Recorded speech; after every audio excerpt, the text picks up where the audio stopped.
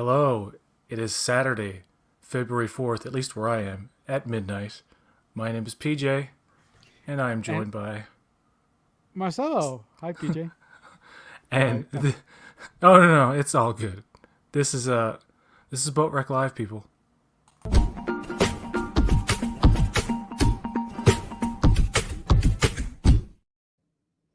Now, thank you, Marcelo, for being here, for one thing. And we already have one person in the audience, Joel. Thank you for being here.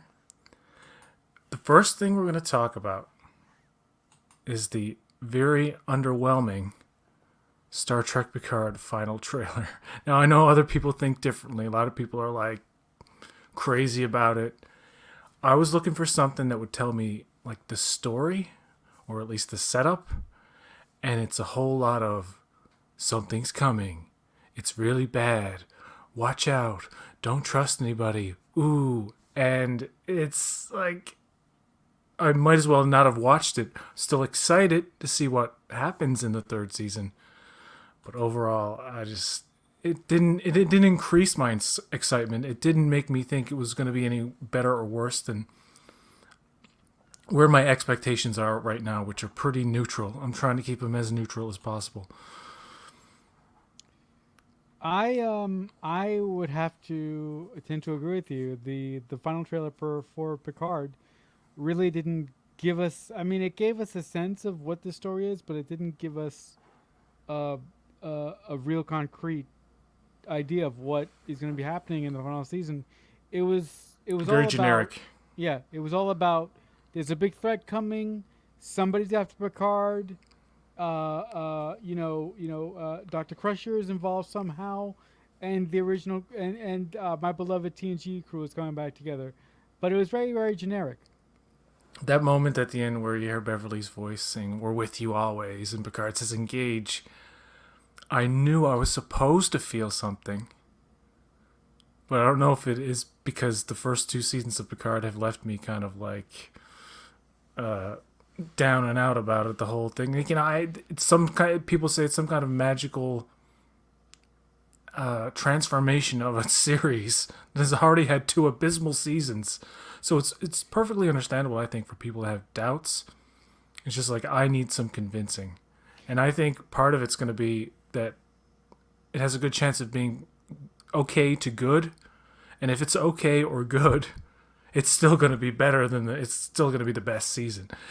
Even if it's as bad as season two, which I think season one, in retrospect, I rewatched it. It's a better watch after you watch season two because season two is just so really kind of all over the map and Star Trek's greatest hits without any sense of realism or like the 10 forward thing, for example.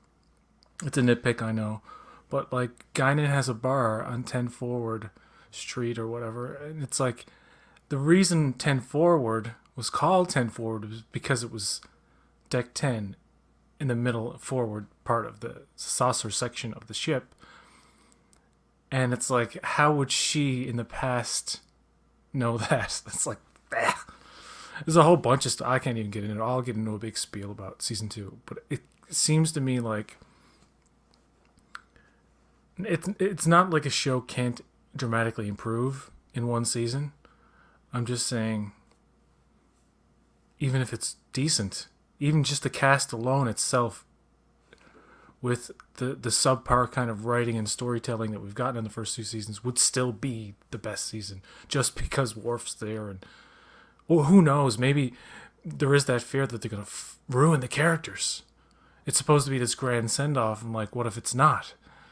So do you know where I'm coming from? Like, those fears I think are more legit than say if it was like a decent show. Yeah, I look, I had some of your fears that you just displayed in your diatribe there, but I think that a lot of those fears for me, at least as a fan and as a writer, got put to rest when I watched the sci-fi series 12 Monkeys that was co-created by Terry Matalas and written by him as well.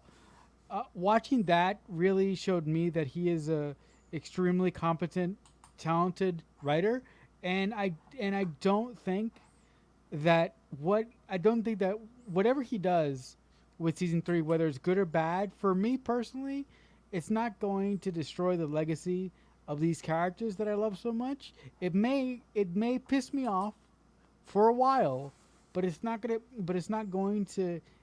take away the shine that these characters had for me when I watched TNG or the original TNG films, or it's not gonna destroy my image of these characters just because of one potentially bad outing. That being said, I do think that Terry Metalis is going to treat these characters a with a sense of respect that they haven't been given before in new Trek. Let's just say. I hope so.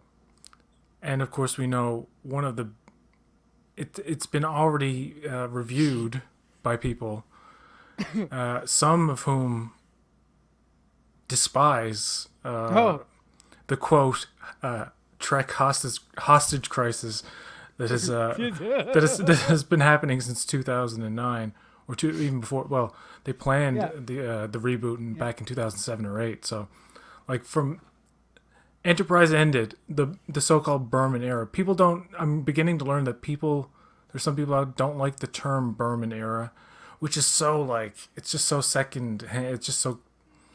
Yeah, I mean, it's just so overused. I guess it's just in the lexicon of like just what else do you call it? Like what do you call the 90s 80s Trek? No. For me, I call it two things. I mean, I understand people that don't like the Berman era because of some of the questionable things that Rick Berman has done and has been accused of doing. I get that, but for me, the Berman era is Star Trek to me. So I have no issues calling 90s Star Trek the Berman era because that's what it was. But I also call 90s. I also call Star Trek of that era 90s Trek. Yeah. Sometimes. It's interesting. It's interesting that you brought up or the TNG era, which would encompass yeah. DS9 and Voyager as well. Yeah. You brought up that some reviews have already come out from some individuals who reactions because there is an an embargo until I believe I could be wrong, somebody correct me, there is an embargo until next Thursday, the 9th of February is the premiere at I think it's Garmin's Chinese Theater in Los Angeles. I may not have gotten the name right. But our friend Starfleet Boy is going. I don't know who, other people are going there, and a YouTuber has set a premiere for his review at that time. So I'm thinking well, if his actual not spoiler, I don't believe it's going to be a spoiler. I believe there are stipulations like if you go to this 2-episode premiere, you cannot just spill the beans on everything that happens, but do give your analysis of the characters, and you're allowed to do. I believe you're allowed to set up what happens and stuff, your typical reviews and stuff. But right, it's only going to be next week when we start hearing in any detail what people actually think. Mm-hmm. But the positive reactions have been this is the best thing this since DS9, and this is the return to forms, that kind of stuff. Yeah, I mean that to me really upsets me when people say, "Oh, it's the return to form of Star Trek." Star Trek has always been there. The thing is, you haven't liked the Star Trek that has come out. That's the problem. But just to maybe it's not such a dismissal of what's come after. It's just I've never been as interested in Trek. Right. I think there's going to be a lot of those people who, for the longest time, and my cat's on the table. Get down. Yeah, sorry. I just want to bring up this comment. You mentioned 12 Monkeys, and a lot of people, a hell of a lot of people, since Terry Metalis is kind of in the limelight over Picard season 3, have talked about or discovered 12 Monkeys, and he says, I still haven't gotten through season 1 of 12 Monkeys. Stalled at episode 9. It is too much like the boring parts of The Walking Dead. I watched an episode and a half, and it wasn't for me. It's not for me right now because I am so burned out on anything time travel related. So one of the reasons I love The Expanse is that they didn't get into the far-fetched spacefaring ideas or the trappings that most sci-fi get into, like hostile aliens plus time travel and stuff like that. They tried to keep it a little bit more grounded. There are extraterrestrial elements in The Expanse, but it's a little more grounded than you'll ever see in anything else.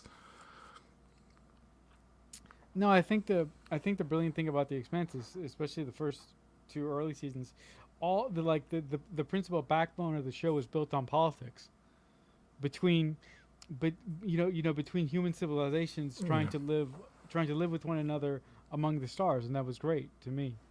But I just want to say, I am I'm very, very optimistic about the final season of Picard, for the reasons that I mentioned on here and previously. But I'm very optimistic because of one reason. There's this YouTuber out there, and I won't say his name because I don't want to give him any more airplay than I usually do. But there's this YouTuber out there, very, very well known, who has hated Star Trek since '09. I think you. Right, we can say his name. We've talked about him before. It's Robert Meyer Burnett. Yeah, it's okay. Yeah. He's. Yeah.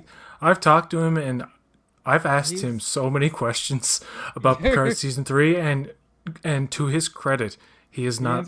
He's so vague. I can't figure. Like he knows. Like I'll say something, but it won't give you anything. Like, and he's good with that. He did reveal the name of Liam Shaw, Captain Liam Shaw, on one of his live streams, way before it was reported on, I think. But he made that private.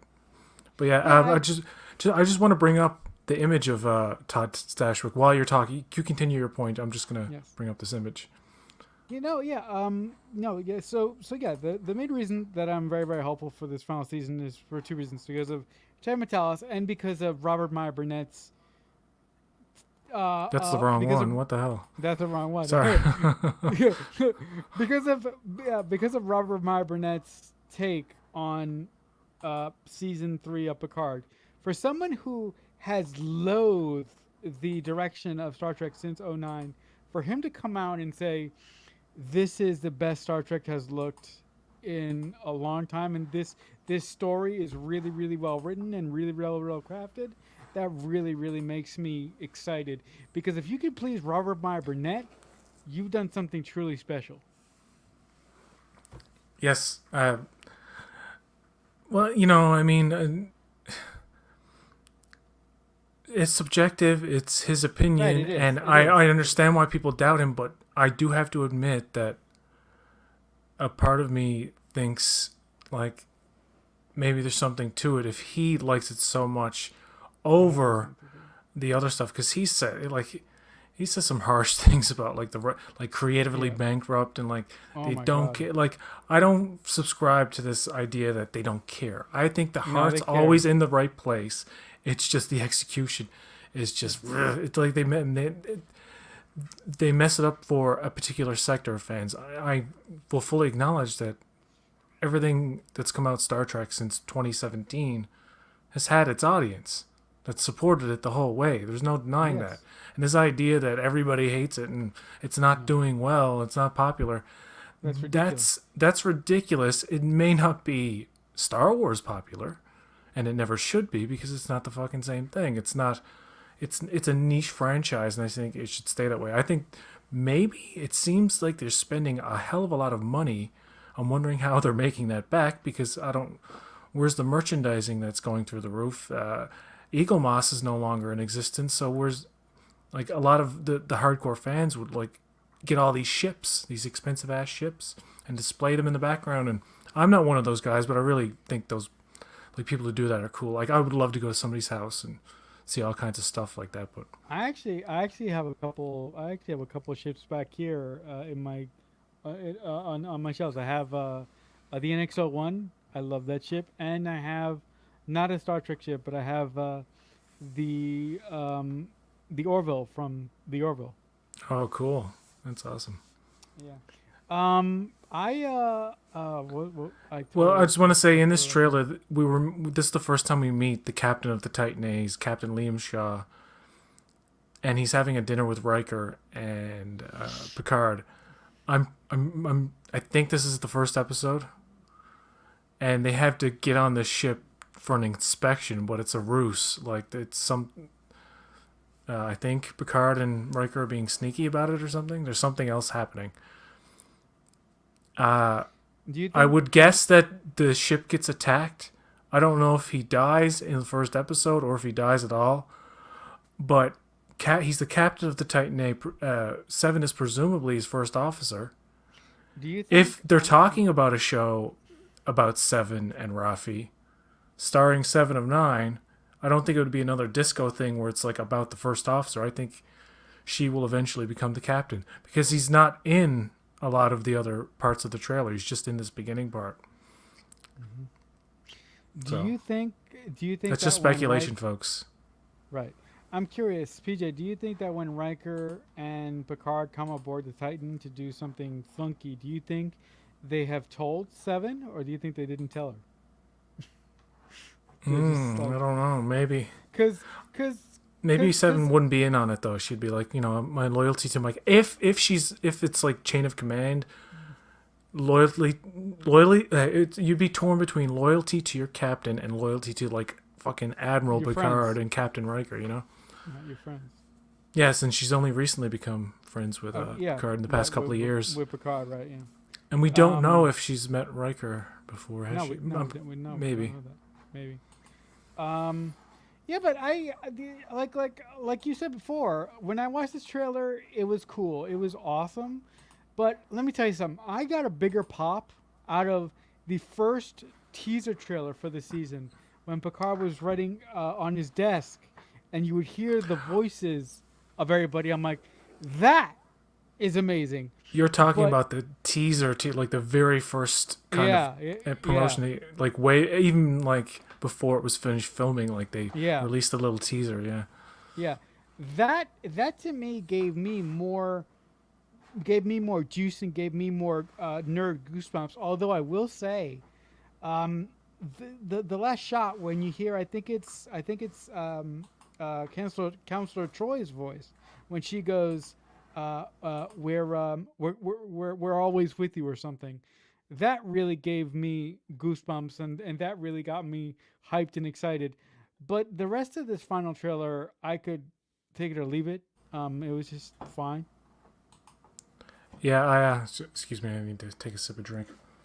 That's okay. I told you needed Pardon me. Um, yeah, I didn't want to advertise my beverage. to. Geek and Review says, I think the Titan stuff is two parts during the inspection. Riker's wearing a uniform during the scenes. With the TNG crew, he's wearing a different outfit, so is Picard. It could be an homage to, what is it, Star Trek 3, the Search for Spock, where No, Oh, they that's don't steal a interesting. ship, do they? Yes, they steal the They Enterprise, steal the but ship. we've been told that the hero ship is the Titan. Enterprise F don't expect like a hell of a lot, and we will see that ship's Yeah. captain though. No. I'm just look. I'm a huge Beverly Crusher fan, so I'm just really excited for Gates McFadden to get a lot to do and a lot to chew on. So I'm really excited to see her do her thing, and she still looks great for her age. She looks wonderful. Um, who is that guy? I have no idea who the guy is.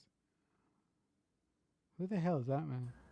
This is Ed Spielers, the guy Okay. who he works with Beverly on some Oh, kind of. okay.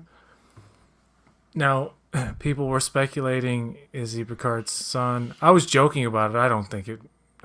Really, how would Beverly? How would that work? He's in his 30s, so I suppose Beverly could have been pregnant with. Anyway, it would be too soap opera. I don't think that's the deal.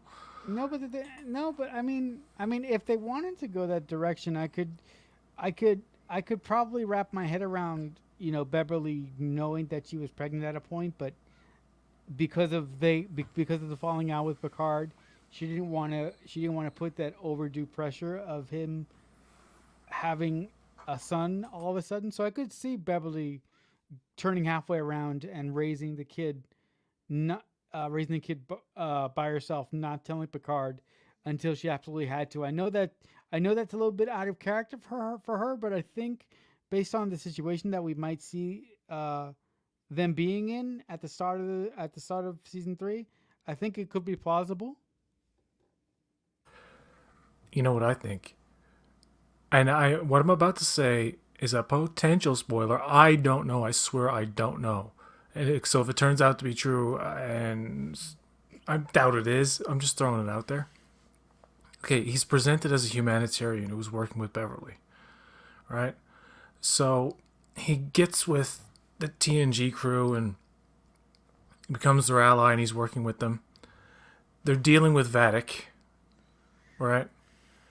Uh, but it turns out maybe this guy's the real antagonist, the real villain. Huh. Like The there real might be a villain. twist where he's like, "Ah, what's this all along?" Wahaha. And then Vatic Hiding, is like, hi, then Vatic steps in and she's like, "Yes, son," and it's like Vatic's oh, son. Oh, that would be so fucking cool. But hiding in plain sight. it was on Tex-Trek that someone said, someone mentioned. Now the theory is probably out there in different ways. I don't know if this was the only person who said it, but could be Renee Picard somehow survived. It's like Renee. that's serious soap opera territory. Like somebody who was clearly burned to death in a fire is somehow still alive. It's like Yeah, okay, yeah, but that's it. Yeah, but I mean, from a writer's aspect, that easily can be kind of retcon to fit. But that would be that would be interesting. Like I don't know if it would necessarily work, but it would be interesting if he does turn out to be the main villain of the piece for the third season. could be he could be. I don't know. It's just they're really holding a lot back. It seems like they're really conscious about because it's been described to me as an unfold like the season is an unfolding mystery. Like I think the first 4 episodes are like their own kind of story arc, and I like that in seasons of TV where like you don't have to rely on like this season long mystery box that can still be there in the background, but you have other problems to solve and other issues and adventures along the way that conclude certain stories, and then like mid-season it has a bit of a different flavor, like it goes in this other it's a journey, and apparently the last 2 episodes are so good that they're like they're trying to get them in theaters. I also like seasons of shows that have a larger mystery, but they also put on little mysteries within the larger mystery to propel the story forward. The only time I don't like that is when the writers don't balance the the sections of the story correctly. But Yeah, but if you have a talented writer, they're going to balance it correctly. So when you move in and out of a story in the first block, it doesn't seem abrupt when you start out the final block of the season addressing your larger story. yeah. It you just need the balance. You just can't Right. like one of the one of the things about Discovery in the last 2 seasons, it's improved. It's improved. Yeah, It it has. improves incrementally every It season, has. It has. but it hasn't like reached that like, oh, this is it. This is it Not for yet. me. Like that it never Not gets yet. to that point. But one of their biggest things is dragging out a mystery that Forever. has like a very unfulfilling conclusion. Hmm. However, the 10C in 4 was like a very kind of like surgically well done story about like the processes that they had to go through. You could look at it and say, oh, well, this is very boring. That's like the ins and outs of how they're going to communicate. But in a It's very Star sci-fi, Trek. within a sci-fi aspect, or through that lens, it's like, wow, this is kind of fascinating stuff. It's very much inspired by that Denis Villeneuve film Arrival. Hmm. It has that kind of vibe to it. I'm like, if they're gonna be inspired by some kind of science fiction, at least they're doing like the kind of like more grounded, realistic approach. However, that galactic barrier, like, it's just weird. Like, they never get it right. It's not that dramatic. Hmm. They always want to talk about like parts of space like they're magic or something, and I think it's far less complex than that I in think reality. I think that Discovery. Look. I like you. I had a lot of problems with the most recent season of Discovery, but for the most part, I really enjoyed Discovery. I think that the characters have gotten incrementally better as the seasons gone on, but I really think that they need to stop with the mystery box aspect of the series, and they need to do more adventure with Discovery instead of doing one mystery, like do tiny mysteries. I'm not saying go procedural, but do something like that. Good seasons of TV often involve three. You usually I observe like 3 episode story arcs of a B plot, like something like The Sopranos did it so well, where it would have an overarching kind of deal. Like, you would meet these new characters, but you wouldn't spend so much time with them. But you'd always go back to them, and their stories would kind of like reach a climax in the mid-season or this episode. Then it would kind of come. Then it would build up to another kind of like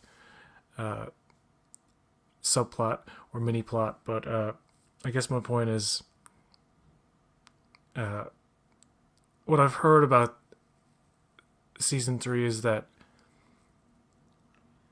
it really does, and this point has been stated over and over again. It seems on Twitter. It really does come from a place of love and understanding, which is the main thing. Understanding of the franchise, and the red flags to me are like Todd Stashwick's character, Captain Liam Shaw, saying, "Okay, guys, we're not going to blow up any ships and do any crash landings." He's No, kind I of think highlighting all the action beats of the movies, kind of, and it's like, well, that's not really what they are about. But I guess it's playing like it is a theatrical version. It's playing like almost like an old fashioned TNG '90s action film in that way. And I hope they don't. It's not too campy or too fucking like, how the villains were in like '90s action movies like Air Force One or I was gonna say The Rock, but The Rock oh no, Ed Harris's Ed Harris is Ed pretty Harris great. Ed Harris's villain in that movie is actually one of He's, the he's pretty better great. at '90s action villains, and you actually sympathize, you actually understand like where he's coming from. It's like Yeah, of weird, course. even though you don't agree with like his methods. No, But and even no, no, and even the villain in Air Force One, although he is extremely campy, but Gary Oldman's performance in that movie is so great because Gary Oldman he's a wonderful actor, but he does something particularly well. He plays psychopaths yeah, particularly well. he does. He really, Um, yeah. True um, Romance. oh yeah, man, hell yeah. God, The Fifth Element, Fifth Element. yeah, well, that's a little bit more campy, but um, you know, but I do think I think that Terry Matalas is gonna is gonna be able to balance the humor and the seriousness of the situation. Like when the new captain of the Titans said that to Picard and Riker, I think that was sort of a playful rib shot to just to say, hey guys, I know some of the shit that you've gotten into in the past, and I can tell you right now that we're not going to do that. Yeah, but it just played to me like the whole trailer is generic voiceover of something dark in the Yeah, darkness is coming yeah, to they could, overcome yeah, us, and it's like yeah, they could have, fear and they, danger. no, no, We've no. all got to come together. We've that's heard a million times before. And another thing, that whole thing about kind of being meta about we're not going to crash land ships and that whole part. that I don't think the show's going to be just about that. Hopefully, but I just don't want them to fall into those like let's No, I try to please the audience no, and kind of I think skip over like the finer points of Trek, like the little. I've seen the Elcars on these ships, man. They look fucking awesome. They looked awesome in season 2 when they did the a good outcome. Stargazer. There you go. No, I think like I said, I think Terry Matalas is going to balance the story particularly well, Yeah, and I don't think that he's going to lean into the action, except when he needs, except when it needs to. Yeah. yes, except when it's absolutely necessary, and he needs to do it for a story purpose. He's not gonna do it just to do it. I'm kind of Um, interested in how they're going to acknowledge Soji oh, and they're not gonna Girardi. do that. They're not gonna do that. Like I mean, just a one line to say like they're yeah, here, there somewhere. Rafi's going to be there yeah, in the season.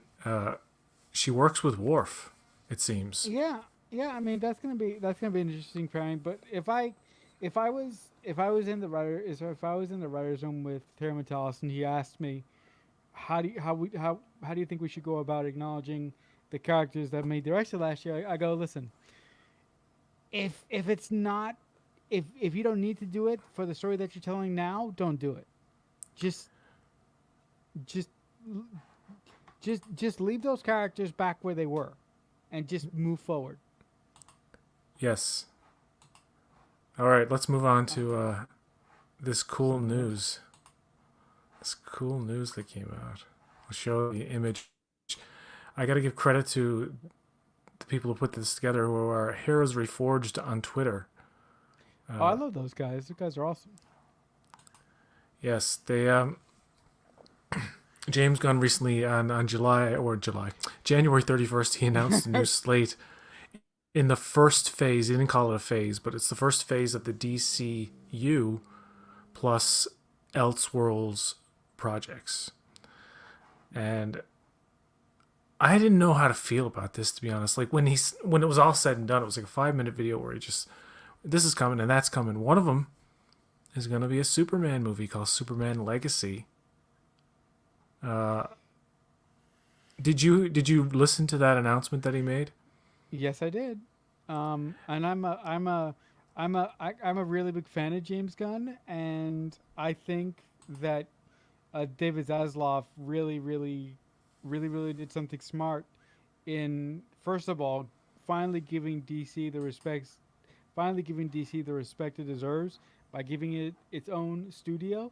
But also, I think one of the genius moves that he did was he actually got rid of all the bureaucracy and the lower management bullshit that some of the other regimes at Warner Brothers had for DC, and now it's just James Gunn and Peter Safran at the top, and the only person that they report to is David Zaslav, which is part of the course.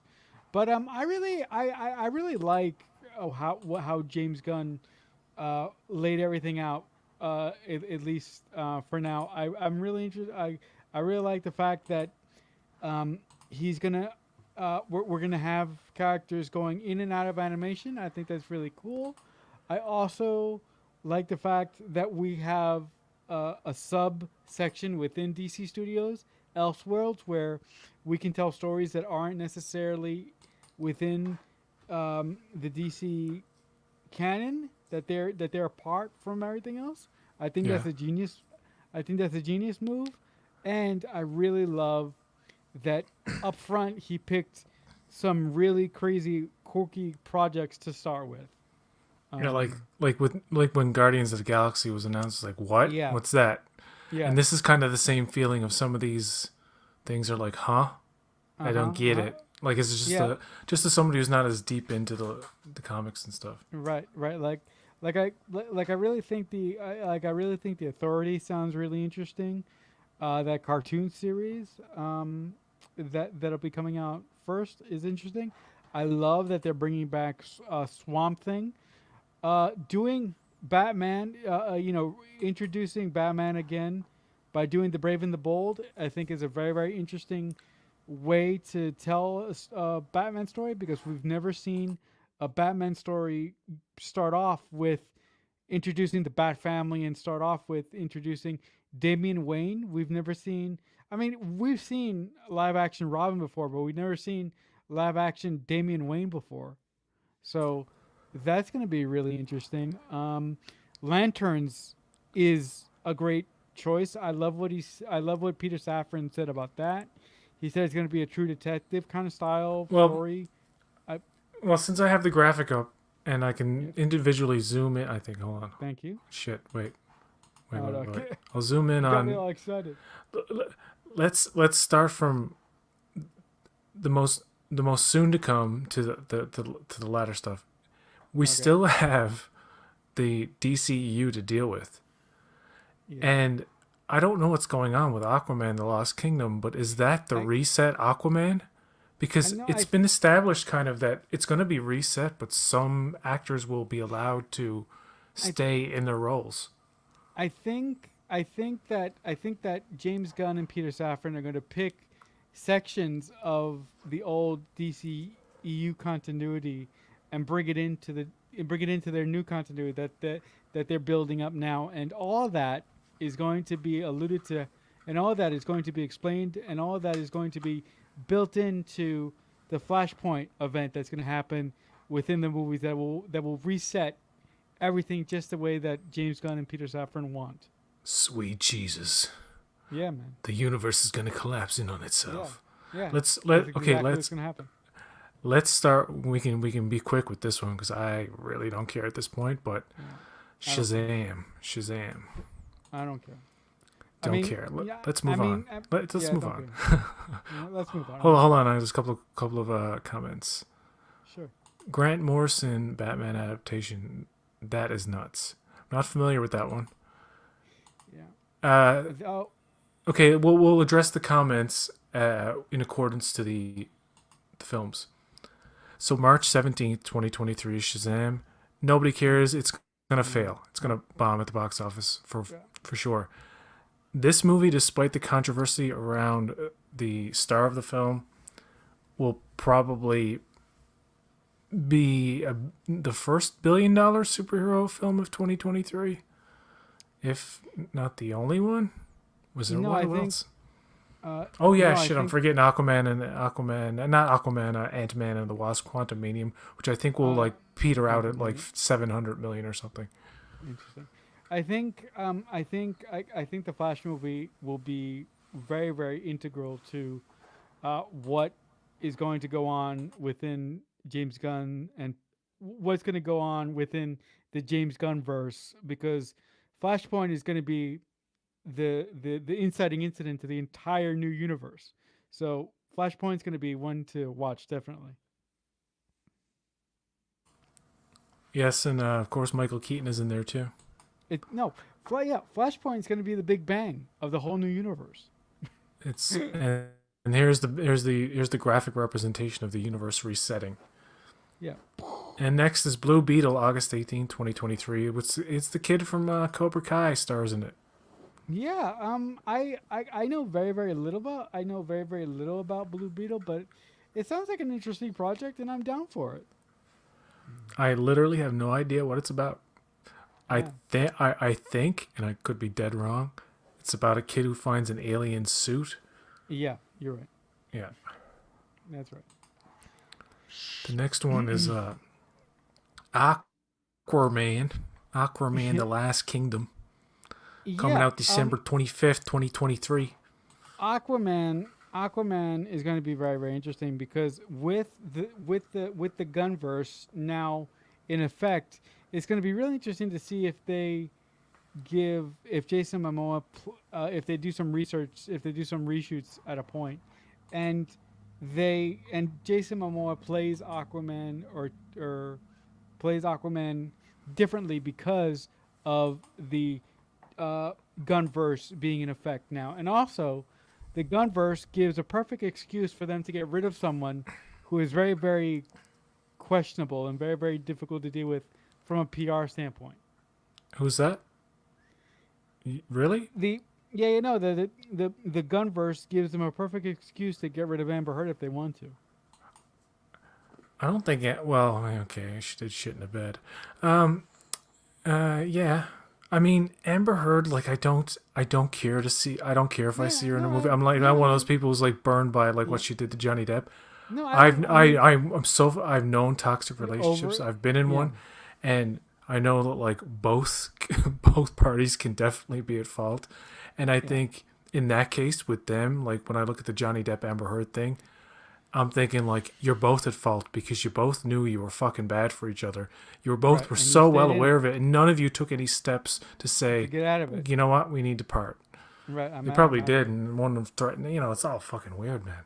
Like all the Yeah. No. stuff that I heard about the early, I'm like, ah, God, sounds like a nightmare. Yeah. I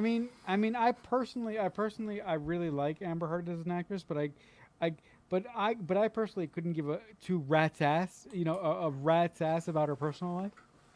Um, She was great in a movie. There's a really cool underrated Nicolas Cage movie. I saw it in 3D. It was Drive actually pretty Angry, good. Drive Angry. It so was good. one of the few 3D movies where I was like, holy shit, this is like a good 3D action movie. Like they intentionally like throw a lot of shit in your face kind of stuff. Yeah, it was really good. It was really good. I saw the first time I saw Amber Heard was in a CW show. That was a summer replacement. It was called Hidden Palms. It was created by Kevin Williamson. Yeah, so that's the first time I saw Amber Heard. Around Kevin Williamson. Why does that name sound familiar? he wrote Scream. Okay. Yeah, that was the first time I saw Amber Heard was way back in 2007.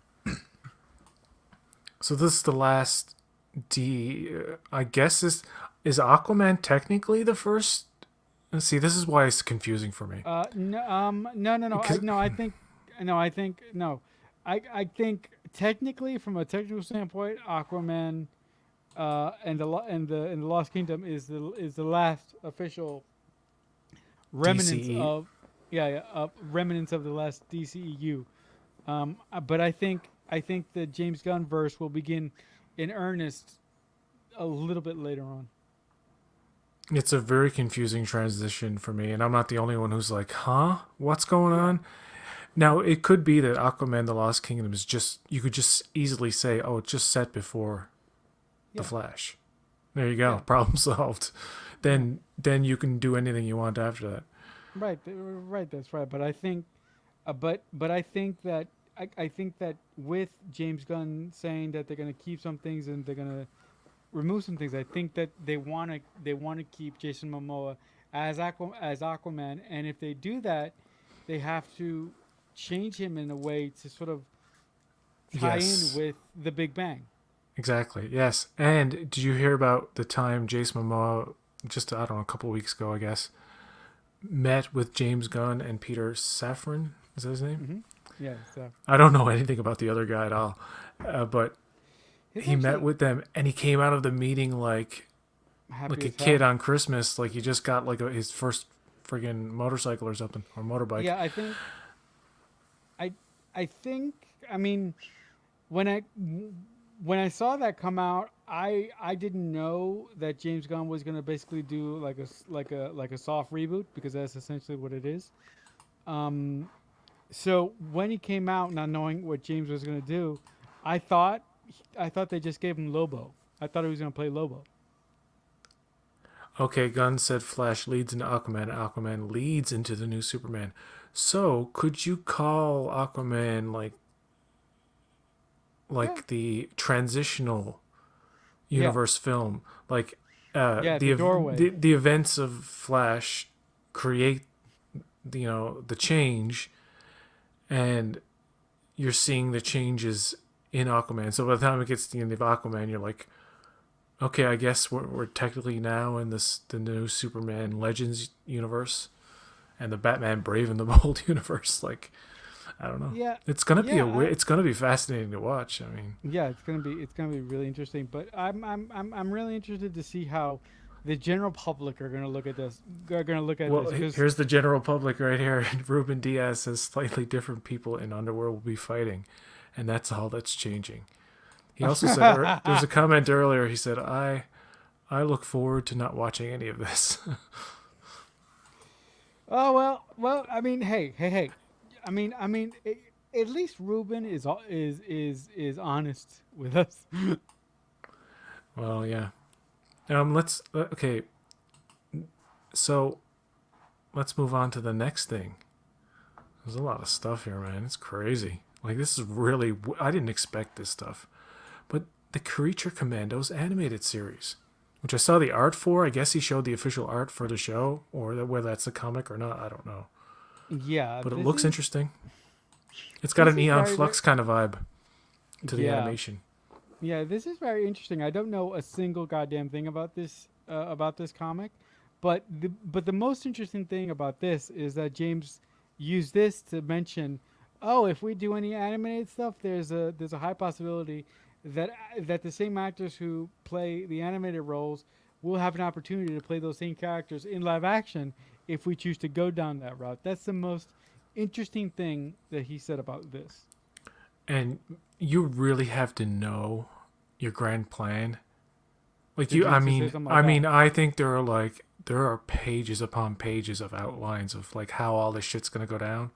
They better be. Because there's something about James Gunn and his announcement, and the Yeah, he was confidence he has very in it, and so many people like me were like, oh, okay, but huh, and yeah. here and there, like, okay, sure, you want to give things a chance, like, because like I said, like nobody thought the Lego movie would be good. Nobody thought when people like Guardians of the Galaxy, what's that? And people who knew it were like, oh, just wait and see, and we're like, okay, and it was a hit.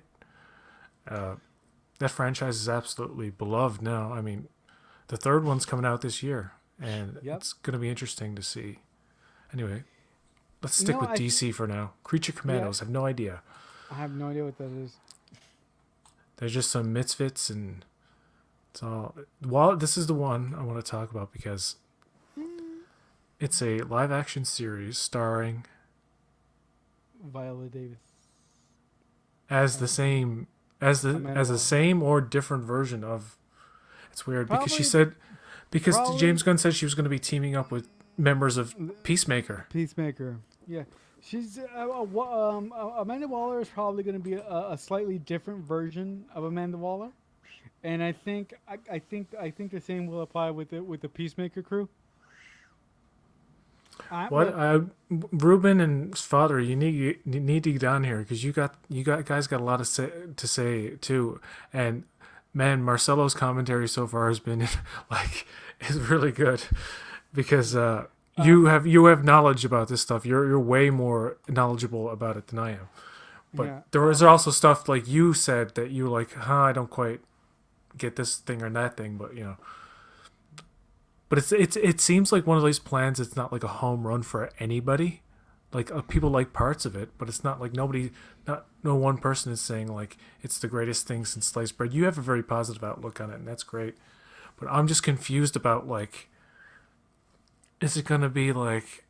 Because I want Peacemaker to go on. I wouldn't mind if they reset the DCEU, not the DCEU, yes, but you know, transition from the DCEU to the DCU is what they're calling it now.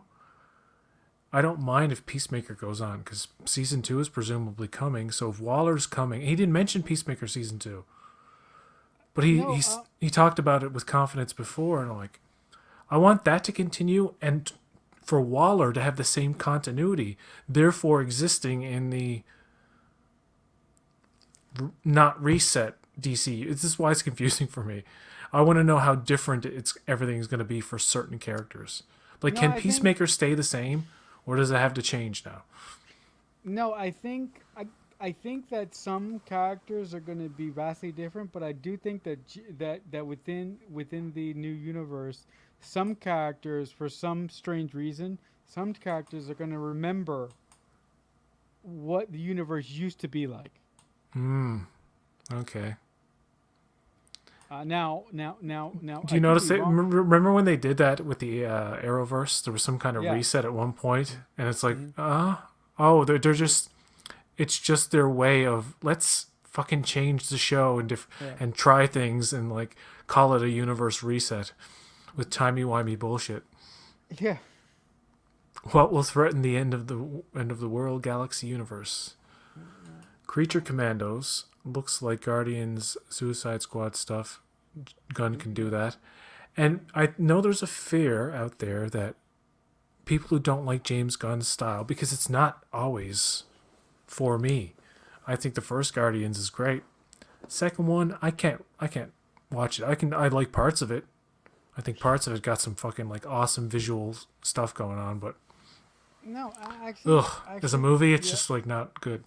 No, actually, the second Guardians of the Galaxy, although it's good, but I don't like it much either because I think that James Gunn went a little bit too far into the humor, like he just Yeah, he just went a little bit too far for my taste.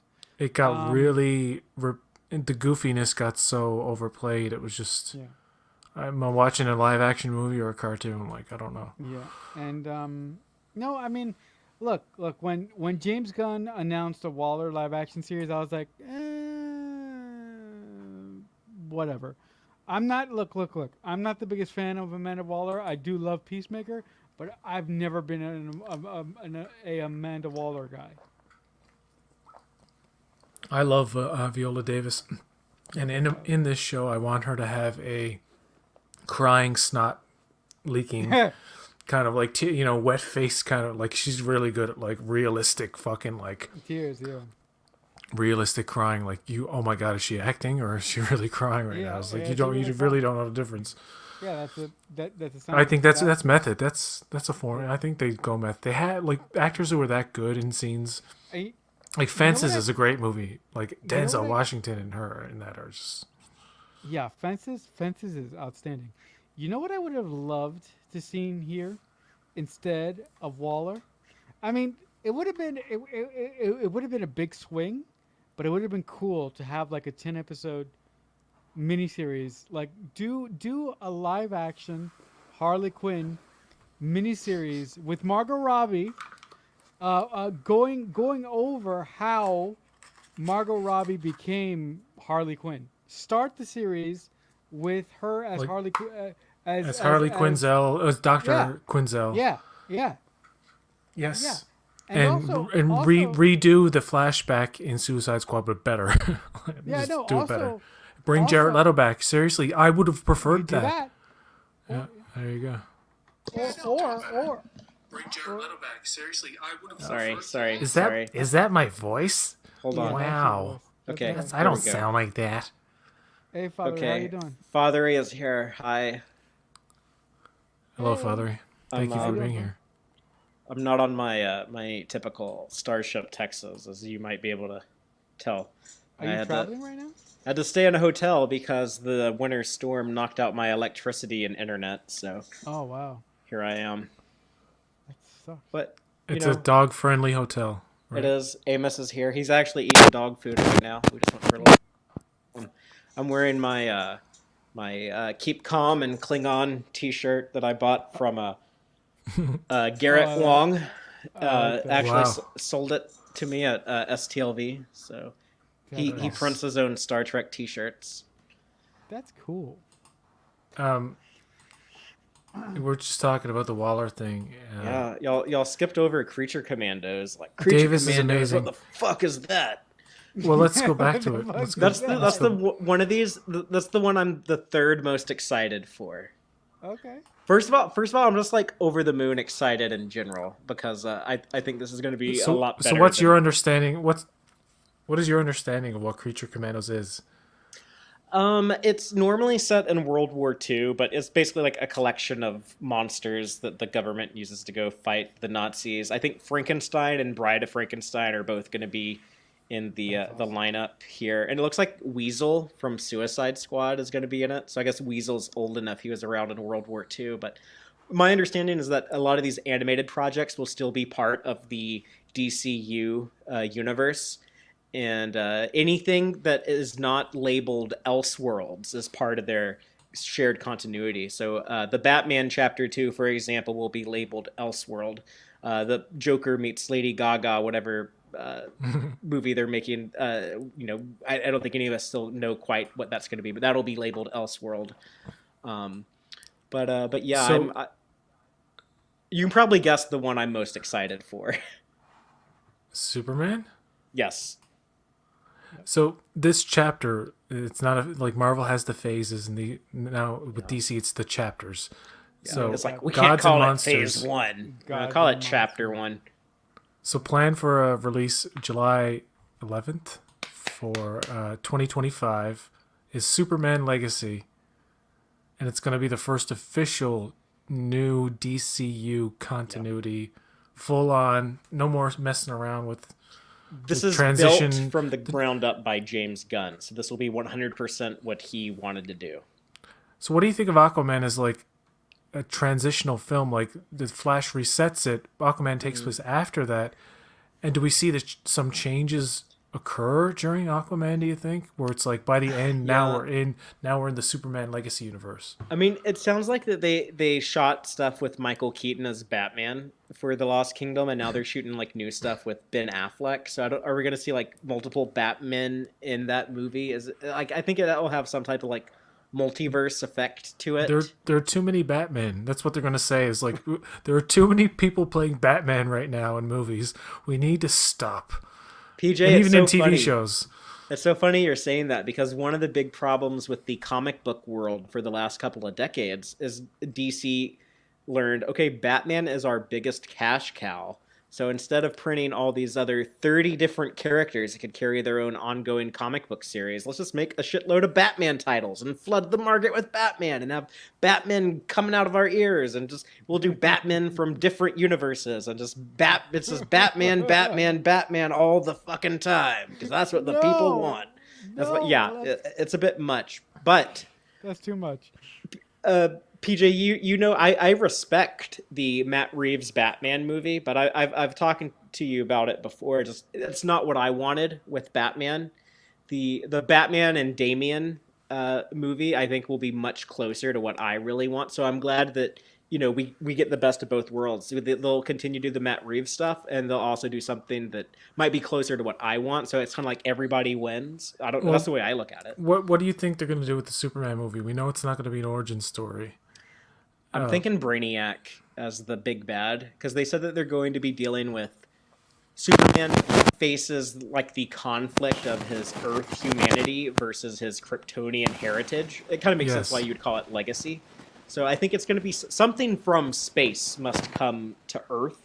I think it's going to be Brainiac. I think it's also going to be the introduction of the DCU Supergirl, because then they're also going to do a Supergirl movie. So I think this is what you do. Have Kara Zor-El, Supergirl, shows up on Earth. Brainiac comes to Earth, and she's basically like, Kal-El, you were my baby cousin. I was supposed to protect you, but You're talking about in this movie, Superman Legacy? Yeah. Supergirl? Yeah. I don't think that's the plan. You don't think that they'll introduce her here? No.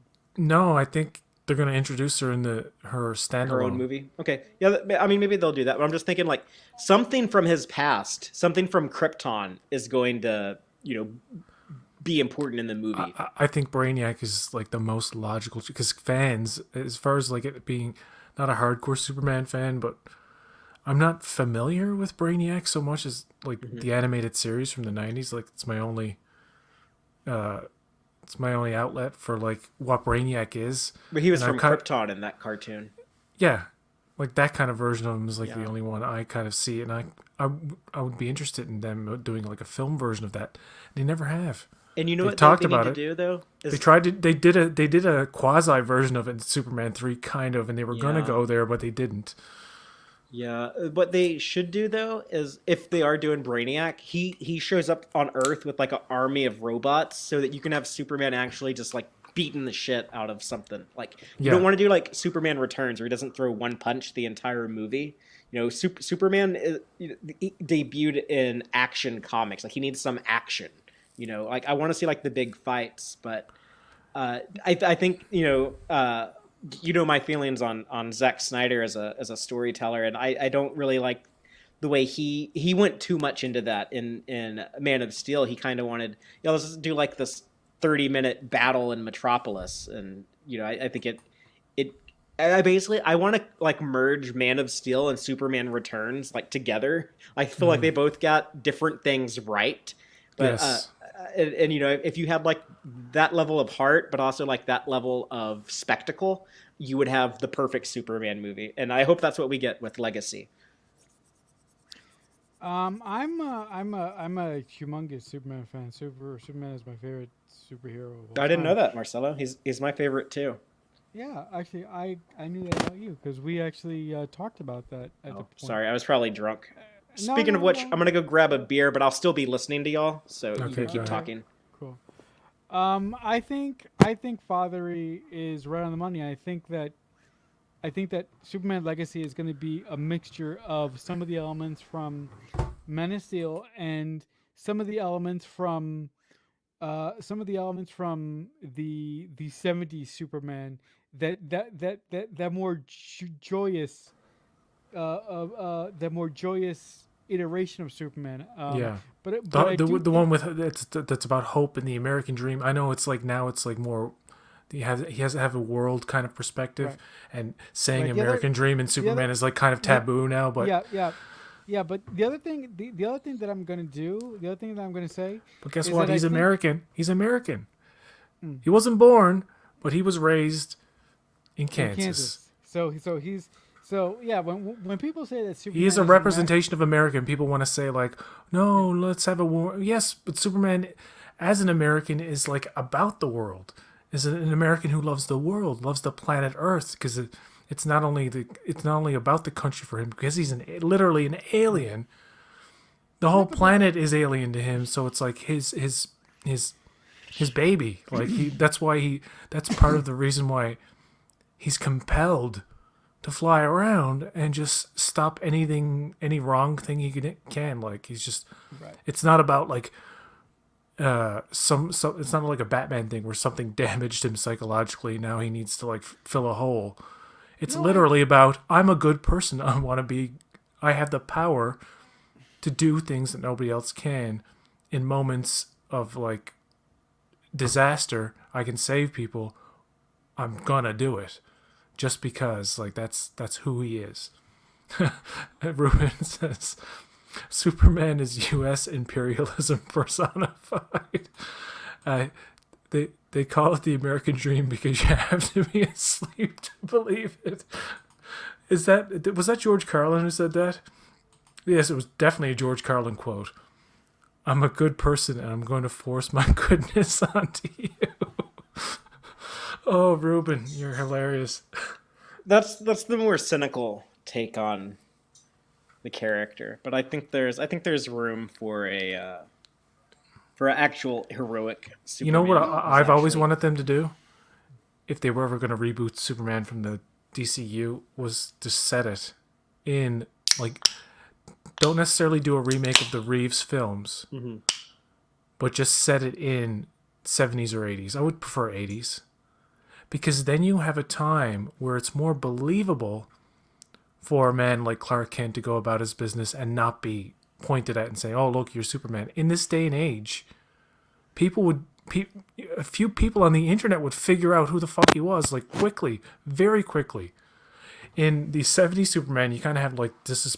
Reeves was so good at playing Clark Kent that you believed it. Like it was like such a great, like seriously one of the most underrated performances in any superhero very film good. ever. 25-year-old actor, Yeah. hardly any experience in the industry. So you could buy that Lois was always around this guy, and then when she meets Superman face to fucking face, she's so smitten that she could never make the connection. You understand? It wouldn't work now. Audiences are a little bit more sophisticated, and actually in the Donner cut of Superman 2, she simply figures it out by drawing a pair of glasses on a picture of Superman, and she's like, "Oh shit, he's Superman's Clark Kent." There you go. She jumps out a window then. They're gonna have to have her in on the secret, I think, because or otherwise it makes Lois look kind of dumb. So that's actually the reason why they had her figure it out in the comics, was because they're like, you know what, like she's starting to sound dumb that like she never figures out they're the same dude. Can we just have her figure it out? Superman and Lois is hilarious as a TV show because, it started out really well and then it got sillier and sillier. And I still watch, I still like it, but it's not like as great as I thought it could have been. But Lana Lane, right? Mm-hmm. Is it Lana Lane or Lana? Oh no, Lana Lang. Lang with a G. Lana Lang has known Clark this whole time. This whole time, right? She meets I think it's toward the end of the first season, she meets Superman for the first time, up close and face to face. She has no idea it's Clark. Tyler Hoechlin is so recognizable with or without the glasses. Like, he has one of those faces you'd be like, well, holy shit, Clark? Like, realistically, you would just see him and say, oh my god. If you knew the dude, like, as well as you Yeah. did. It's one of the things that works better in comics than in live action because in comics you don't have like that actual person speaking in their actual voice. But we talked about this the other day, PJ, and to me, I think this is something that I think a lot of audiences will just kind of accept because it's part of the character. I compare it to the bat signal in Batman. Like, the bat signal does not make a ton of sense. That's not a reliable method of communication in real life. That just, oh, I'm just going to shine a flashlight What on if it's a this cloud and yeah, what if it's clear right. day, But who the fuck wants to go see a Batman movie that doesn't have the bat signal? Like, I don't want to see that. So go ahead and throw it in there. No, You I do know, think. it was always oh shit, there's some Fatheree, there's some kind of static on your mic that's coming through right now. Sorry.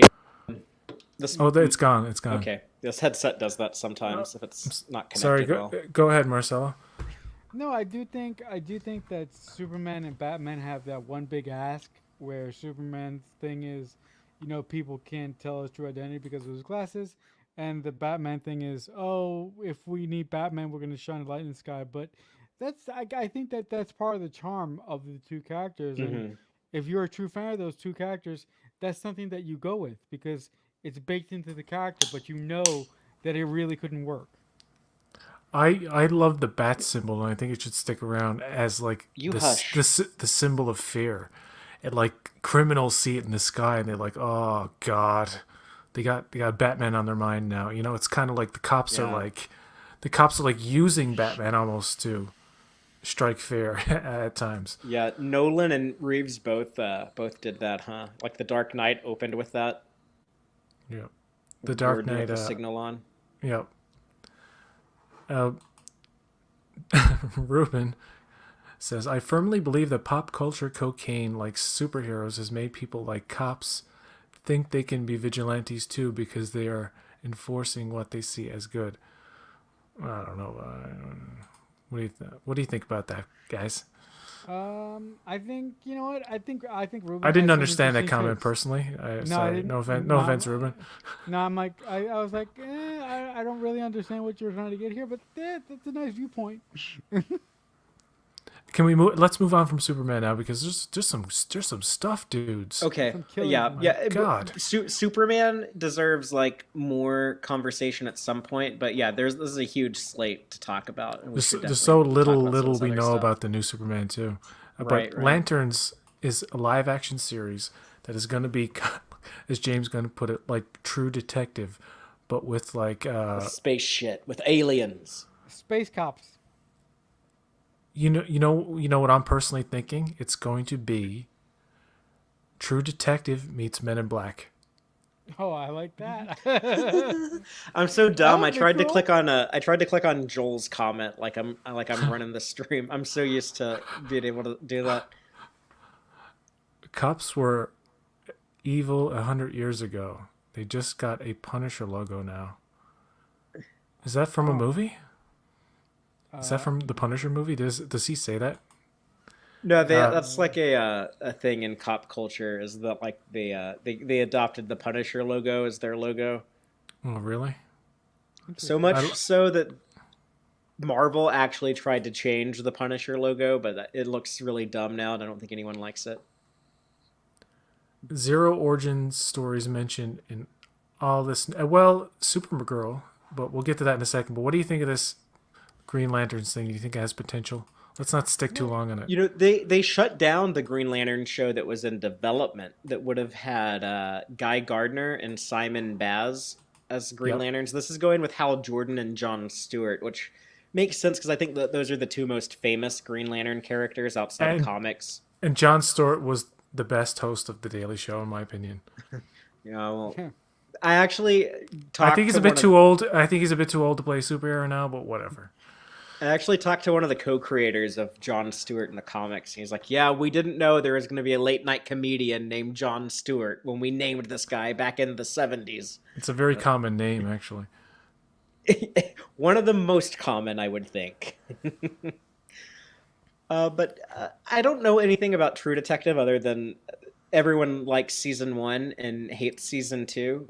I think season 3 is somewhere in the middle. Dude, I don't care if anybody watches True Detective or not, but listen on YouTube to that theme song.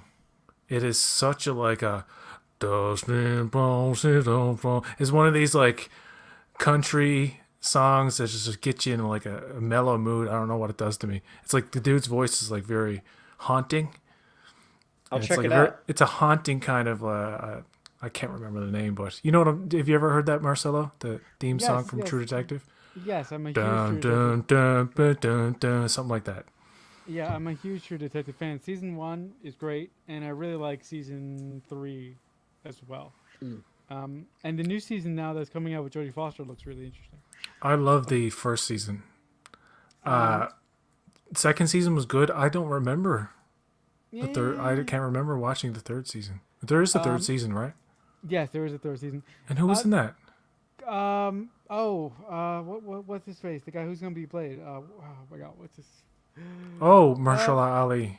yeah, Mahershala Ali is in the is the Yeah. lead principal character. I think our friend Trek on the Tube was a big fan of season 3.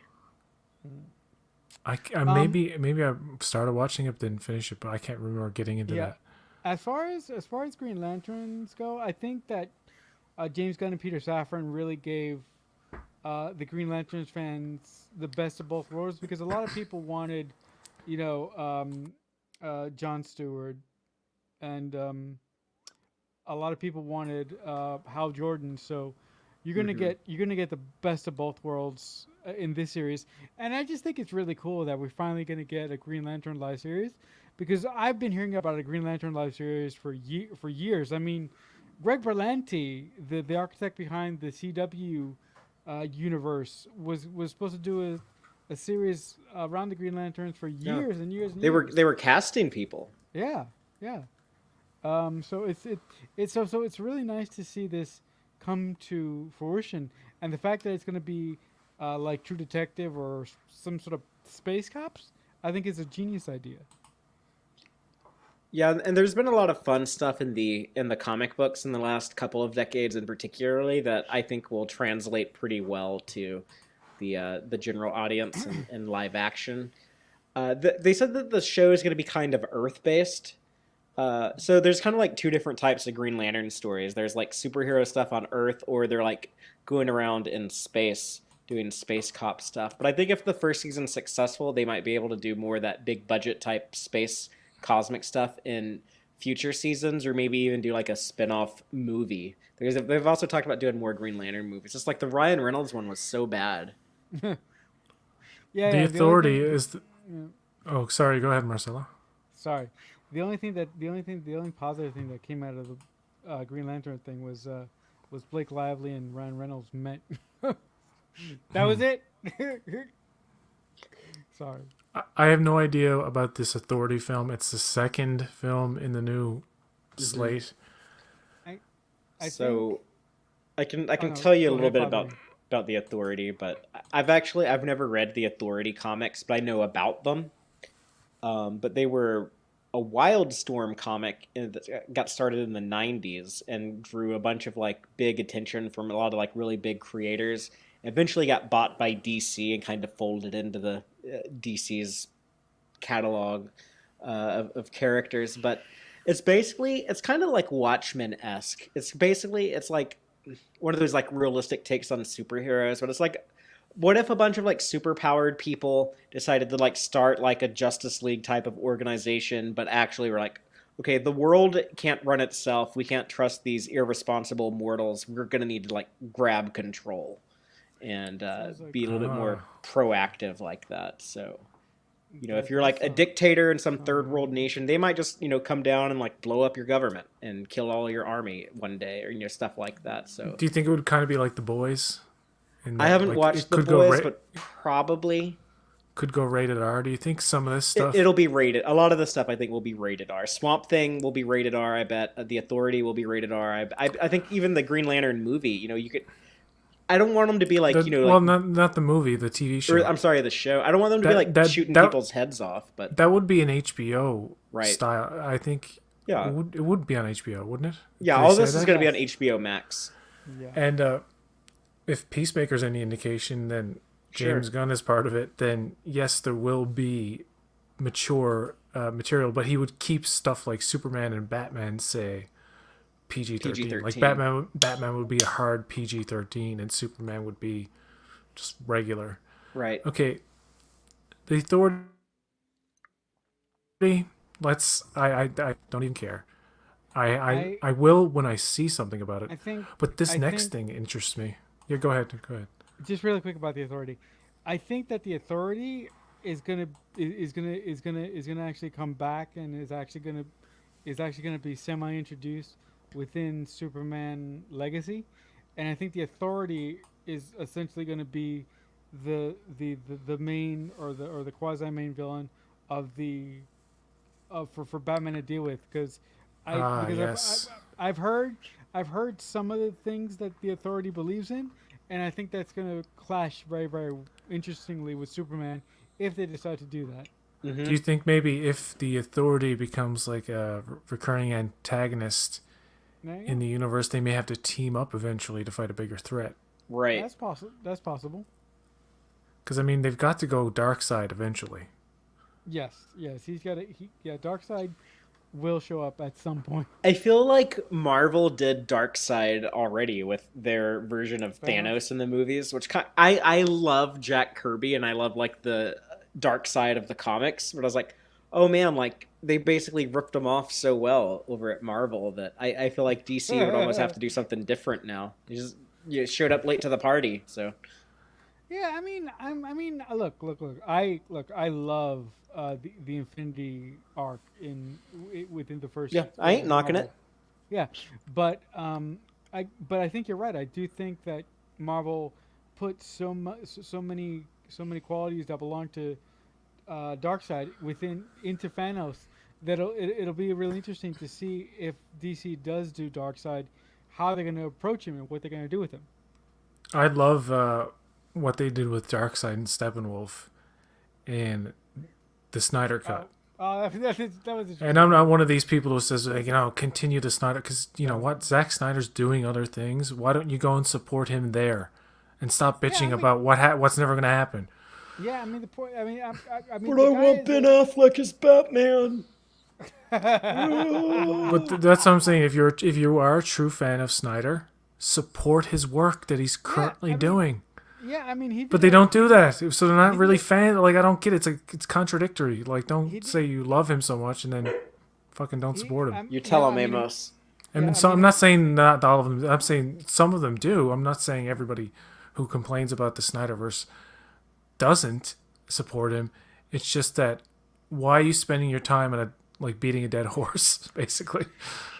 Joel, about your last comment. If she's not, then she needs to get rid of Scott and find a new squeeze. Big Barda is scary. But Big Barda, big powerful woman. That's a good transition into I think the next thing PJ wanted to talk about, which is.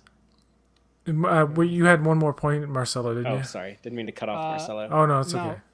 We're all good here. Yeah, no, we're fine. I do think that just real quickly about Zack Snyder, then we can move on to this Paradise Lost, which sounds amazing. I think a lot of fans of Dark Snyder really focus on the wrong things, and I do think that PJ is right. If you're a fan of Dark Snyder and if you like his stuff, go watch the amazing things that he's doing over there at Netflix. I mean, he did a pretty awesome zombie movie on Netflix. He's got Rebel Moon coming out. He's got a whole bunch of stuff, a whole bunch of cool stuff with Netflix coming out. So go and support him over there, and stop whining because the universe that he helped create doesn't exist anymore. Enjoy it for what it is, but don't want more of it because that's not gonna happen.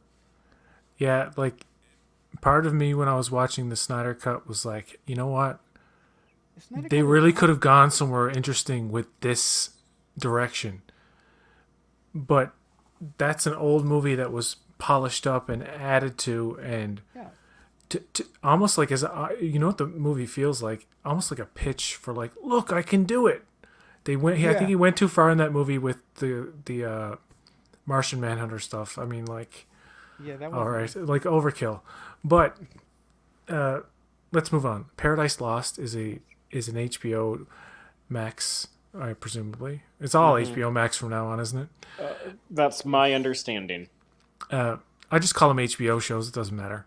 Yeah, it's HBO. Yeah. Because that just saying that makes you aware that anything goes, kind of, they're not playing a PG on HBO and anything.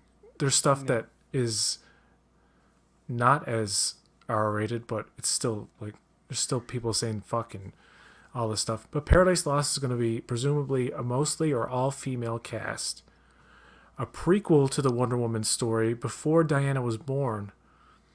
It's like political intrigue, maybe backstabbing, like kind of like Rome meets Game of Thrones meets Themyscira. And you know what? This, out of all the shows that were announced, is the one that interests me the most. And I'm not for seedy reasons, because I'm going to get into some reasons why it could sell. Because sex sells, baby. Yep. Sex fucking sells. Yeah, we're going to see some Amazon boobs on that, for sure. And if you can make a show that is well written with a lot of good, powerful female characters, obviously there's going to be romantic relationships. Clearly. Otherwise, why? What are they? Just like nobody has any sexuality? So sexuality could be a part of the show. But it won't mean anything unless like the violence and the backstabbing and all the intrigue and all the stuff you can do in that style of show, the throat slitting or the like literal backstabbing, how characters are dispatched in cruel and seedy ways, and it wouldn't be all that. There would be love and tender. That's what I'm saying. You need the sensitive side of the show where, like, lovers face trials and tribulations where maybe one dies and the other seeks revenge. That classic stuff that you could just put into it and put in like, these are Amazonians, so therefore you're guaranteed with all of the R-rated potential. You're gonna be guaranteed that action element of like super strong women with swords and weapons and on horses and like all of these crazy stunts. So just the concept of the show is like, why not? Just for the element of like, come on. Like, just think about it. And you don't have Diana in it. And I'm not trying to sound like a sexist kind of like misogynist. Like, I just want to see women fight and screw. I'm just saying that stuff sells, and that's a fact in life. Why do you think people watch Game of Thrones so much? They didn't just watch it for the drama. They watched it for the violence and the sex. And that was a huge part of it. In fact, they literally sometimes threw it in your face. Like that close-up of somebody's balls that time. They're like, that's the showrunner saying like, this is what you want, right? And the audience is like, no, now you're fucking with us. Yeah, that was a little bit too much. But I do think, look, of all the shows that James Gunn announced, I'm most excited about the Lanterns and this show. And the thing that the angle that I think they're going to take with this show is, I think they're going to take an angle of a political intrigue, and we're going to see how politics works on an island like Themyscira, and I think that's going to be a really, really interesting thing to watch. And I think that we're going to see all the different tribes on Themyscira, and like PJ said, we're going to see backstabbing, we're going to see violence, and of course, we're going to see sex. But I think that another thing that James Gunn said that I think is tremendously important. He said that to Peter Safran and himself, the most important thing is story. Above anything else, story is king. So by him saying that, I don't think that they would do a Paradise Lost TV series just to show awesome women, fighting each other and screwing every now and then. I think that they're gonna. I think that they're But that going can to be the take. icing on the cake. If you Right, have a right. good story, you Right, can right, dress it up right. That is like true. that. That is true. That can be that can be the cream icing on top of an amazing cake. It's not. It probably won't be like the scenes in Game Hush of dog. Thrones where they're literally like. There's the one scene in Game of Thrones where a naked woman does like a back bend thing and puts her genitals like literally right in the guy's face and like they're just like showing it. And I'm like, my God, this is porn. This is literally pornographic.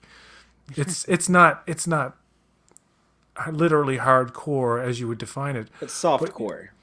but you see elements of like just glimpses and elements of hardcore kind of stuff in modern shows now, where it's like, holy shit, you're showing that.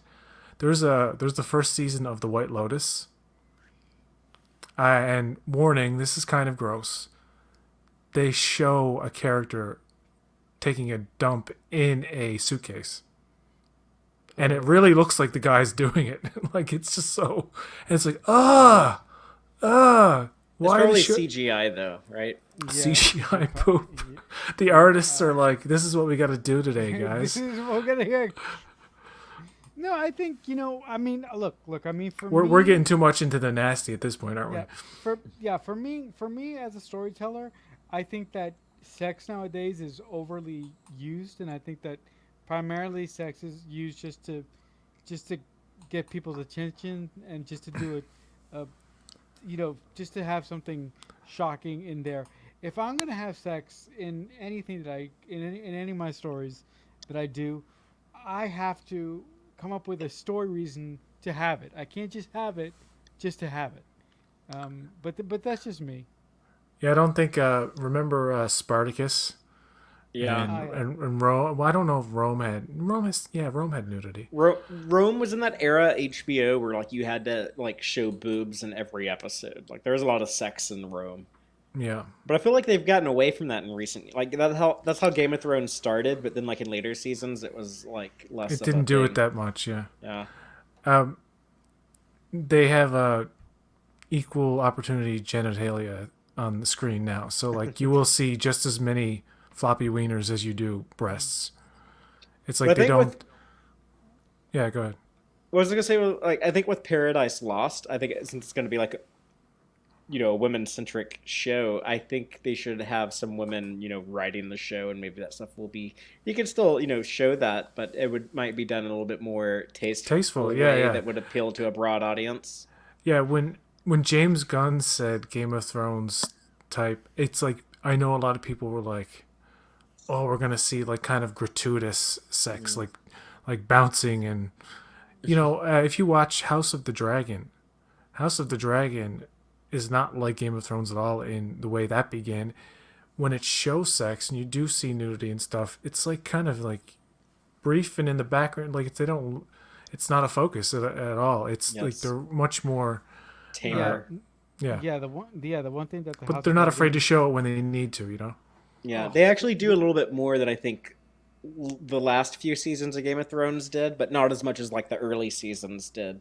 Yeah. So it's a little bit Yeah. more balanced. I was not interested in this Paradise Lost show. It was like this one thing I was least interested in. But talking to y'all, I'm like, oh yeah, maybe there is some, not just for like the horny stuff, but I think that yeah, if you are like, I don't know, you're kind of free to do whatever you want. Like you're not gonna be basing this on any of the comics. It's gonna be more of like this is adjacent to Wonder Woman, and you're not gonna like taint the character either. So you could get like more graphic, more extreme, and it's not I gonna. can't Like, believe you look just said bad that on word Wonder Woman. in this conversation. Sorry. I know. I was thinking as I was saying that, like I probably could have chose better here, but Man. I will give it a shot for sure. I'd be curious to try it out, but this is the one right now that like if I had to skip one, it would probably be Paradise Lost. Okay. Do you have any last words on this, Marcelo? Yeah, as far as who they're gonna get to run this thing, I do think that it would be smart if they do get a female comic book writer to be the showrunner for the show, and I do think that it would be really cool. I don't know how they could do this, but I think it would be really cool if to start off the show, I think it'd be cool if they would get Patty Jenkins to direct the pilot of the show, or at least the first two. I think that would be cool. She could definitely be invited. I don't know if she's bitter or what because of the split, but I don't think so. maybe I don't know. I have a Maybe. confession though. Like, Oh, I know I'm no, like what's the your only confession? I'm the only person who feels this way, but I didn't like either Patty Jenkins Wonder Woman movie. I know everyone loved the first one, but I was not about it. And I actually love Wonder Woman from the comics. I like that character a lot. I've liked many Wonder Woman stories, but I don't know. I didn't like either of her movies. Okay. That's I think fair. Wonder Woman 1984 is one of the worst comic book movies ever made. But the first one I like. I like Yeah. it. Yeah. I- And most I people mean, do. Yeah, I mean, I love Patty. I love Patty's Hey, first Ruben. movie, but How's it going? hey, Ruben. The first Wonder Woman movie is terrible, and if they would have just Oh my god. That's the last movie Ruben saw in the theater, if I'm remembering correctly. That I'm was on that some bad. sort of lag or something. Oh I- yeah, you might. No, be I went to behind. see Maverick last year. Okay. Gotta support that American war propaganda industry. America. I'm lagging big time. It'll fix itself. Oh, Maybe I should. I'm an idiot. I had the stream playing on YouTube. Oh, well, no, it's that. I think that's Sorry. what was causing the problem. I did the same thing when I joined, so I had it playing on my phone. I'm an idiot. I can confirm. Ruben is not an idiot. No, I He's can a very, confirm I am. very I can confirm yes. I am. He's a very, very capable writer. I can confirm It's that for sure. Ruben, if you're an idiot, what does that make the rest of us? We're Not just an idiot. dumb as fuck. I don't know. I don't worry about other people. I have to take a break for a second. You guys make it show and talk about Batman, the Brave and the Bold.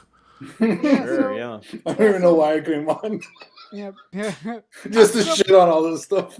I like this. This is the one I'm second most excited for behind Superman. I'm ready to see the new take on Batman with Robin, with Damian as Robin for the first time in live action.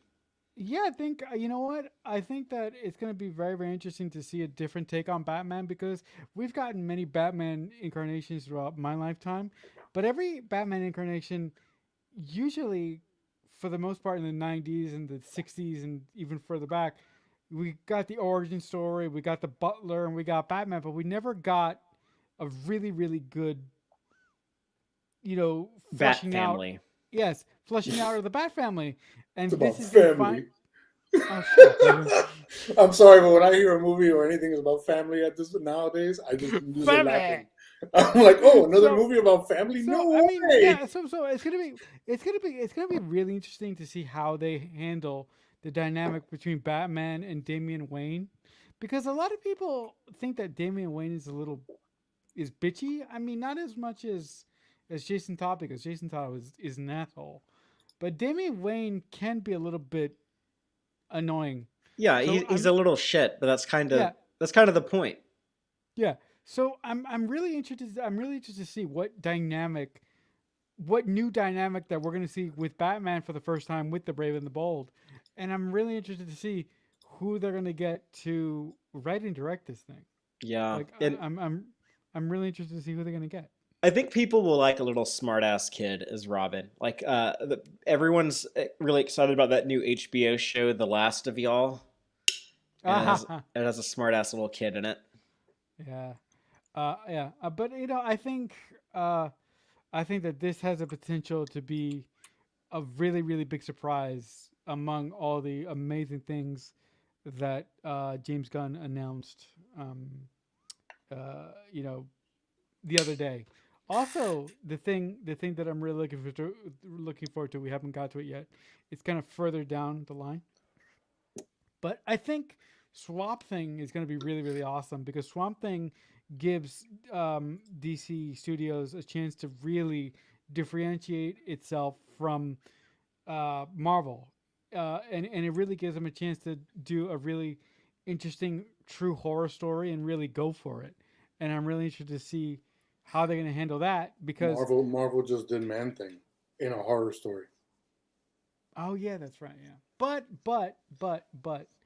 That's fitting with the. I don't know if y'all know the story about the comics, but the writers that created Man Thing and Swamp Thing, they were actually roommates, and they Huh? both Oh, I like didn't know. came up with them at the same time. But like one was working at Marvel, one was working at DC.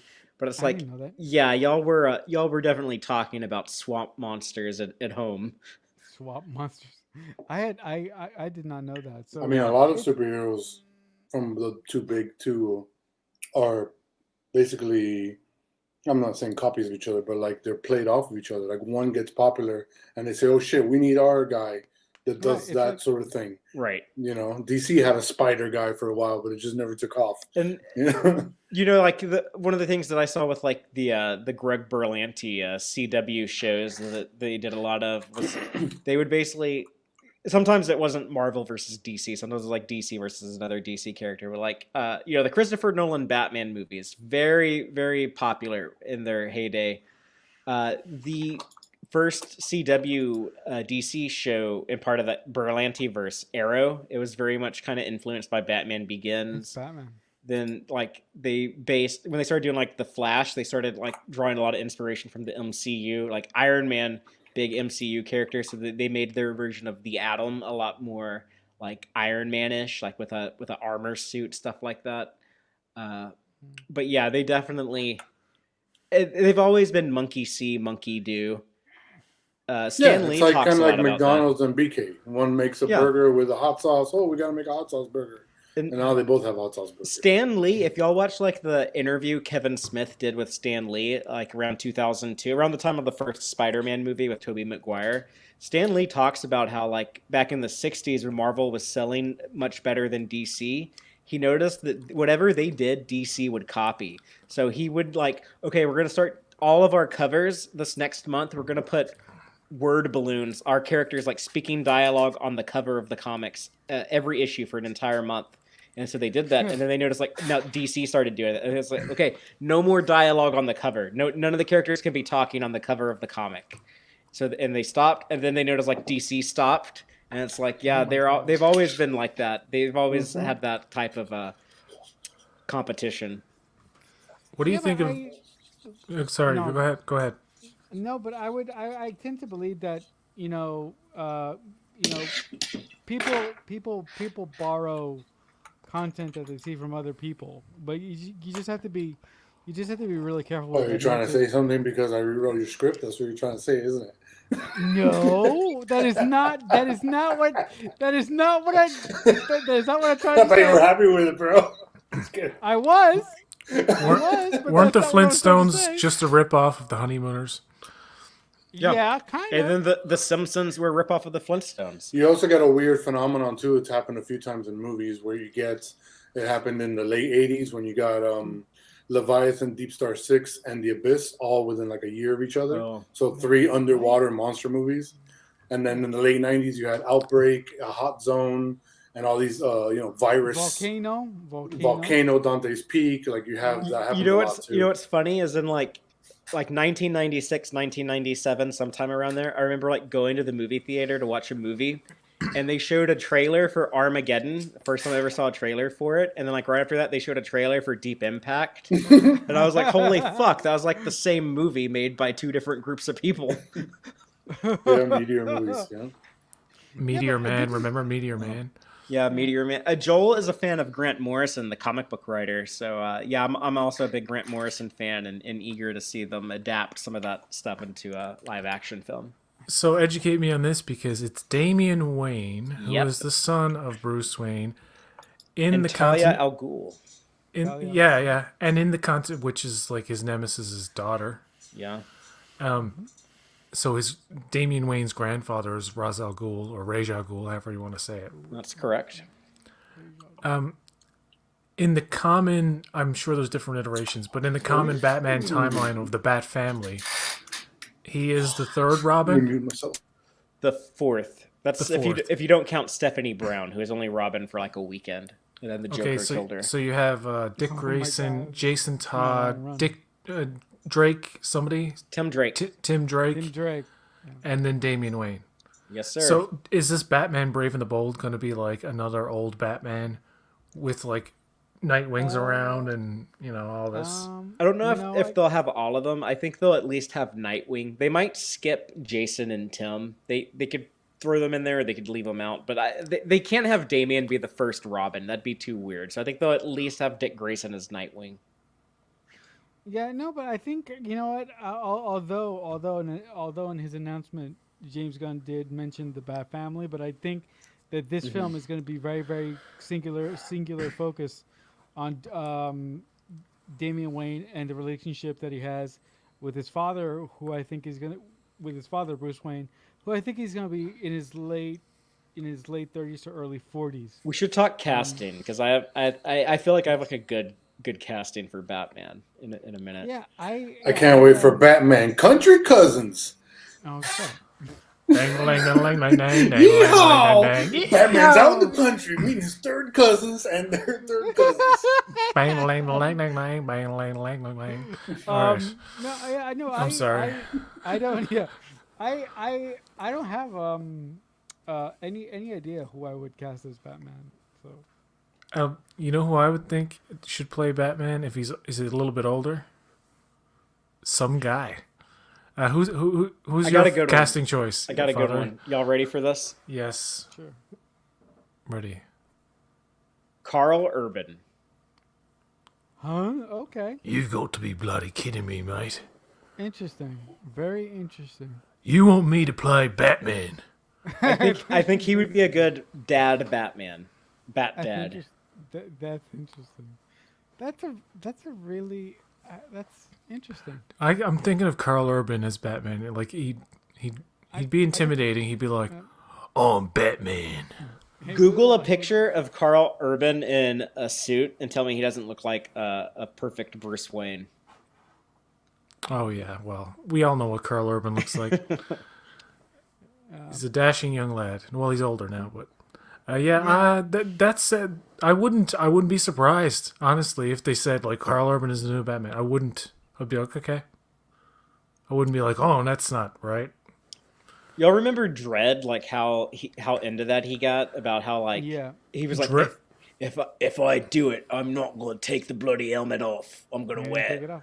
He didn't take it Yeah, he didn't take it off the entire movie. Can I just say that Dredd is one of the best action movies ever? It's one of the best movies I've ever seen. I I'm ain't seen it serious. Like it's like 10 crazy how years. many people don't realize what a No.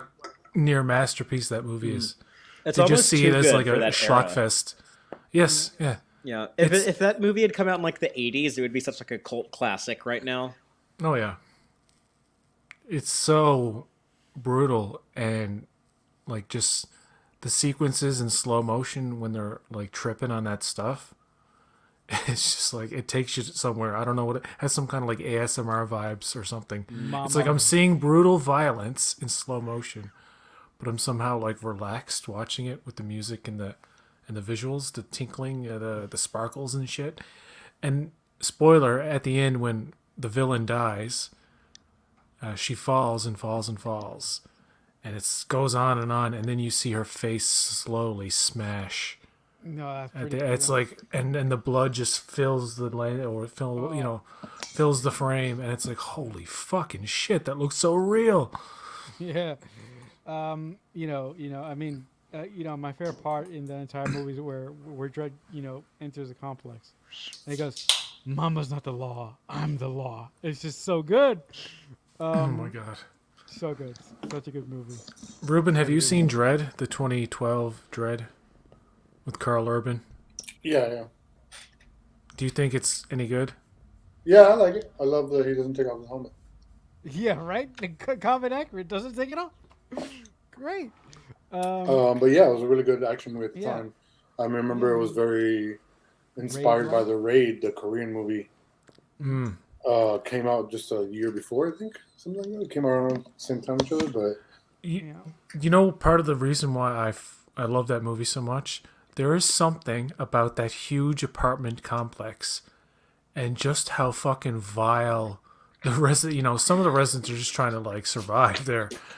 But it's like occasionally people are getting just thrown from these enormous heights.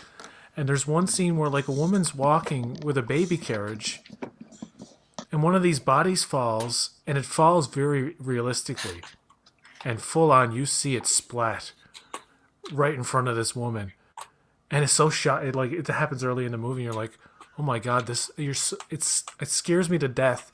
That fucking apartment complex. It makes me anxious. I don't know. There's something about that movie that just gets to me, and I fucking love. It's an experience watching that every time. Yeah. Try watching it. I should try watching it. Never mind. in a different state of mind. Yeah. Let's move on from Batman because we've talked about all that stuff. Booster Gold, baby. Hell Live action yeah. series about a douchebag who steals future technology to be a. Is that what it is? He's he's a loser. Yeah, so he was like I'm gonna.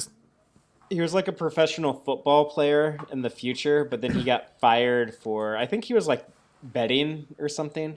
But anyways, then he got a job as like a janitor at the superhero museum, and he stole a time machine and went back in time to the age of superheroes, so like modern day, and tried to become a superhero, to become rich and famous. Yeah, I know very, very little about Booster Gold, but again, I've heard about Booster Gold for years because Greg Berlanti was going to do a Booster Gold thing, but that didn't happen. This just sounds really, really fun, and it just sounds like a whole bunch of fun. So and I think it would translate to television pretty well, because like, what if they did it as like a reality series? Like he's trying to get famous and promote himself. That would be great. That would be great. Or if he could be like a content creator. He could be like a YouTuber or something. Be like, hey, like and subscribe. Sign up on the Patreon. Yeah, that would be great. So I'm really down. I'm really excited. I'm down to see what Booster Gold looks like. Mm-hmm. And in the comics, in more recent years, they tried to get more serious with his character, and they basically had like this other character, Rip Hunter, who's like a time travel. He was in the League of Extraordinary Gentlemen. Not the League of Extraordinary. Yeah, Legends of Tomorrow. Yeah. Okay. But they basically had him team up with Booster Gold and be like, I know that you're like this giant idiot, but you need to help me protect the timeline. And you can be like the secret time agent to like protect the timeline, because no one will ever suspect it's you, because everyone thinks you're worthless and unimportant. Do you know who I think is going to be Booster Gold based on nothing? Chris Pratt. He'd be good at it. He'd be damn good. That'd be amazing casting. Yeah. Because he can come across as a douchebag very easily. Yeah. In fact, he doesn't have to try very hard. I'm gonna message Dave, because me and Dave, after we finished Tex-Trek, we were talking DC. He manages a comic shop, if anyone doesn't know that, so he's like super into this. Oh really? I'm gonna tell him that's who they should get for Booster Gold. I didn't know that about Dave. Well, let's move on from Booster Gold, because what else we got? The next one is a very interesting, potentially hardcore version of Supergirl. And I don't mean that in a nasty kind of way. I mean like violence in terms of her origin is her on a chunk of Krypton watching everybody around her die. That's her origin. I really, really like this take on Supergirl, and this take didn't directly come from James Gunn. This is actually a take that they're taking in the new Supergirl comic book run. I'm told. Yeah, the Tom King miniseries. Right, and I think that's a brilliant way to differentiate this version of Kara from her older sibling, and I also think that they should take the actress from the Flash movie that plays Supergirl and give her and make her the Supergirl within the James Gunn universe. I think that would be really cool. Because essentially, if you do that, you will give the audience an opportunity to meet her in the Flash movie, and then she would just transfer right over into this. I could be wrong though. Former CIA employee Tom King. Oh, Yes, he worked for the CIA. Yeah, Mhm. I think he probably overseed some terrible shit. But interesting. he's Yeah, he's but no, also, to be honest, he's not a very good comic book writer. I don't like his comics either. his stuff. Okay. But Um, I trust James Gunn. no, but also I You know what believe I think some when of I see this fucking title? Like the way it's set up here. I don't know if this It's is like a official. western. It looks like a western thing, but it also Yeah. like you can hear the announcer on the trailer be like, "Supergirl, woman of tomorrow." It's like one of those yeah fucking things. with the 50s boom mic. Yeah. They should just do like every trailer like that. I want that guy to narrate everything. It's a bird. It's a plane. No, it's a girl. It's a girl, Supergirl. Not just any girl. A Supergirl. Supergirl. Woman of tomorrow. The girl. Well, Indeed, Lionel. Yeah. yeah, no, I think you know what of all the projects that I didn't think we were gonna get, like I wasn't pegging them to do Supergirl so quickly, but good on them for doing it. I think I've been wanting a Supergirl movie, just like a standalone kind of deal for a long time, and it hasn't really happened. We're going to get Supergirl, presumably in the Flash movie, Right. but And I think then she's gone, and then they're going to No. introduce this new version. No, like I said, I think I have no inside knowledge. I don't know if they're going to do this, but I would really like it if they did. I think it would be really cool if they take the Supergirl from from Flashpoint and they transfer her over into here. I think that'd be a really. I cool, don't think that'll be the case. Can you zoom out for a second just to see where we're at? Yeah. Just 1 second. Okay, so we're down there. This doesn't really say years or timelines, right? Not the later one. Not Not past. the later ones. Yeah, the Not second past Superman. Yeah. No. James Gunn said they. one. Oh, I see. Let's see if this actually turns out to be true, because it's kind of a big I'm claim. saying But things can change really fast. So James Gunn has said That is that true. Yes. nothing will go into production until they've approved the script, which is not exactly how like these big budget blockbuster movies work. They kind of need to, like start pre-production and start casting and shit. So, But I think he needs him. I think he does have an outline, much like how, however specific the outline for the first 3 phases of the Marvel universe, which as a series of movies are actually pretty good. I think the quality drops off in the MCU after Endgame. Like Endgame is like really the last like Marvel movie I was like super excited for. Mhm. And it doesn't really mean much to say that either. but now it's over, and it's like, okay, I can No, choose no to big watch deal. all that again, but I want to see new chapters in like not only Marvel but DC. And No, I I do. think the DCU has run its course now, and it's good that they're changing it up. But it is a bit confusing about it being now. I don't know if they're saying it officially, but it's a soft reboot. It's not Yeah. a full on. it's like a partial. Like, we'll keep some of that history, but not all Well, of it. it's a multiverse thing. They can keep Right. whatever they want. They can do whatever they want. Yeah, But the they com- should- the they- comics Anyone can do live. that. The comics do it a lot. The TV shows did it. So now the movies are going to do it. But I think when they switch over and like Superman Legacy is the first official like full on DCU film, Mm-hmm. then they should not mess around anymore. Just keep everything copacetic. And the thing about the script sounds good for like the general public, but in reality, it's meaningless. Whether you approve a script or not, scripts are going to change during production. Number one, and Sure. number two, if there's a new trend in the middle of production, that's going to affect scripts. And if there's a cast changes, if there's like it doesn't matter to approve the script or not. Like it just sounds good to kind of like like it sounds like they're The doing layman. more than. It sounds good. Hey. It sounds good. It sounds good to the layman. Hey, Ruben. In 2007, I read a script for the Green Lantern movie that was 1,000 times better. It had leaked, but it was Right. 1,000 times better than what they actually released in 2011. Yep. That's the way it goes. Yeah, like 4 years they ruined that story.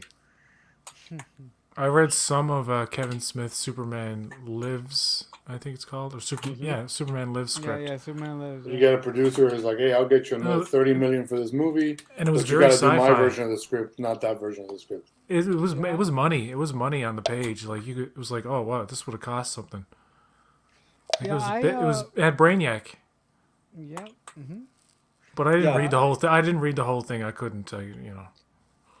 No, but I actually read like maybe last year, late last year. I read J.J. Abrams' Superman script Flyby, which I thought was okay. Sorry. Oh, stuff it, Ruben. Stuff it. Was it where the CIA agent turned out to be Lex Luthor? The CIA agent turned out to be a Kryptonian when he started flying. I believe that was it. Yeah, and like the Krypton didn't get entirely destroyed; it just got partially destroyed. Does it end without answering like half of the mysteries of it? Oh my God, Ruben! Yeah, no, that movie sounded so terrible. In fact, like because of that script, I was terrified about J.J. Abrams directing Star Trek in 2009. I was so fucking terrified that movie was gonna ruin What did this Star script Trek. have? Oh my God! What did it do? Like, what was in it? It was just dumb. Like when Clark Kent becomes Superman, his dad like hears about it on the radio and is like, "Oh no, my son!" and then has a heart attack and dies. I'm sorry, that shouldn't be funny. That shouldn't be funny. Superman actually dies in the movie, but then he meets like the ghost of Jor-El, and he tells him like, "Have strength, son. Keep up the fight." And he like comes back to life. Keep on keeping on, son. Look. I will. Look. I will admit, the script was pretty rough. Yeah. It wasn't the best. Definitely, it was not the best. When Clark Kent meets Perry White, he like shakes his hand, and then Perry White says, "You call that a handshake, Clark Kent? Jimmy Olsen has a stronger handshake than that, and he's a gay." Is that what he says? What? That's in the script? Yes. Seriously? Oh Yes. God. Oh, wow! Holy shit! To be fair, this movie That's was written that's worse than Mr. Roper. This was written like 22 years ago, but yeah, Oh it's my not great. It's not JJ's funniest ever, definitely. What about Swamp Thing? Does it make your heart sing? Oh yeah, Swamp Thing. Yes. Dun-na, dun-na. You are amazing. I love the fact that they're gonna do this, and I love the fact that they're gonna lean all the way into it. They're gonna do some crazy whacked out shit. What wasn't there a live action season of Swamp Thing, and then it got canceled? Yes, It was actually yes, pretty good. It was There's good. actually been 2 Swamp Thing TV shows, if I'm not mistaken. Yep. There was one from 1990 that I watched as a kid. I really liked it. It was Kari Wurr. Isn't Swamp Thing based on the creature from the Black Lagoon or something like that? kinda, but it's I mean, I don't a know. I don't swamp really see it. man. Or it's based on some older. I've seen some older black maybe. and white movie with a fish monster kind of, not like Swamp Thing, but fishy, almost like a cross between Swamp Thing and Doug Jones in that water movie where Shape of Water. The Shape of Water. That's a good. Yeah, that's a good movie though. The Shape of Water. I like that. Yeah, but no, I'm really excited about Swamp Thing. I really like the fact that they're gonna go there. It's gonna be hard. It's gonna be violent, and it's probably gonna be gross too. I'm really interested. Yeah, it's gonna be swampy. I'm really interested to see like if they're gonna who they get to direct it. I think the perfect choice to direct this is James Wan.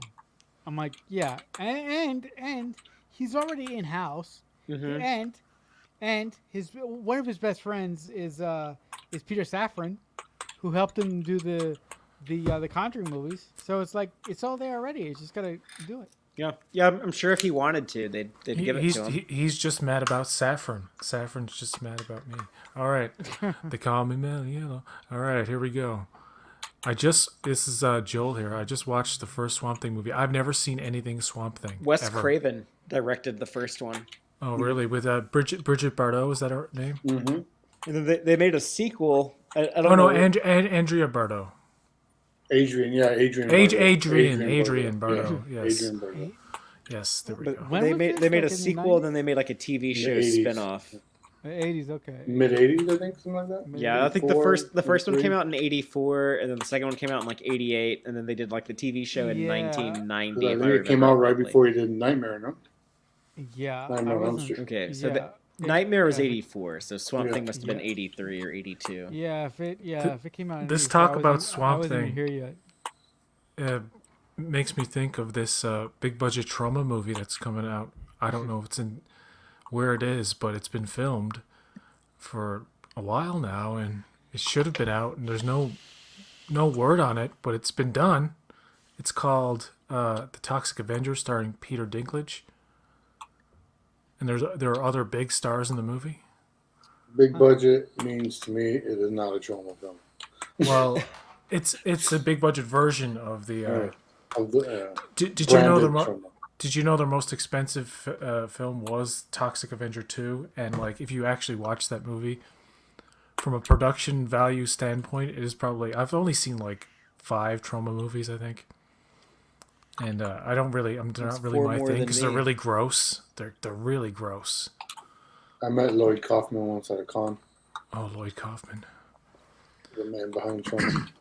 Hold on, I gotta look this up. Toxic Avenger reboot. Yeah, I saw as soon as I put Romeo and Juliet.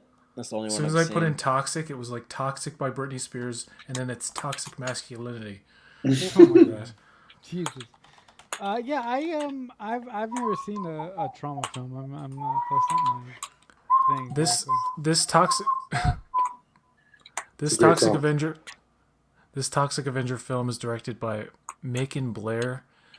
It's produced by Lloyd Kaufman and Michael Hers, starring Peter Dinklage, Jacob Tremblay, Taylor Page, Kevin Bacon, Julia Davis, and Elijah Wood.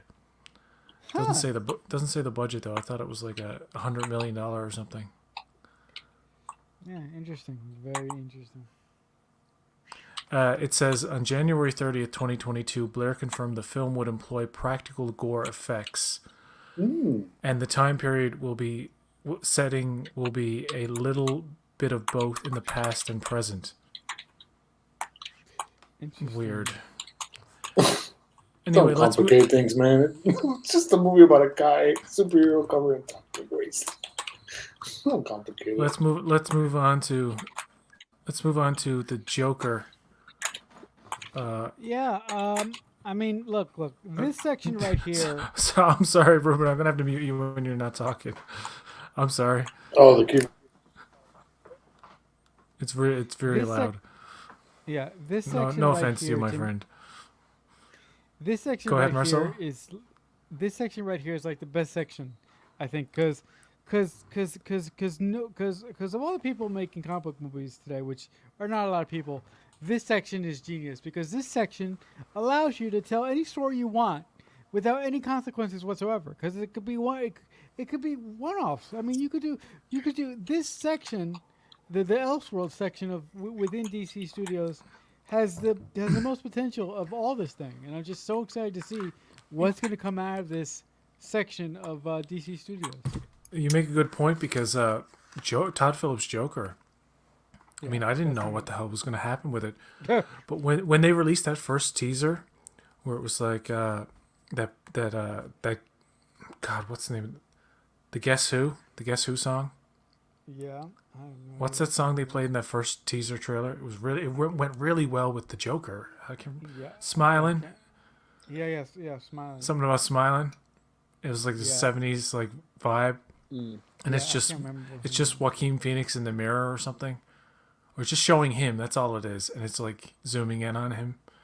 Yeah, I'm like- I don't know what the song is. This looks crazy. This looks like fucking Martin Scorsese Taxi Driver shit.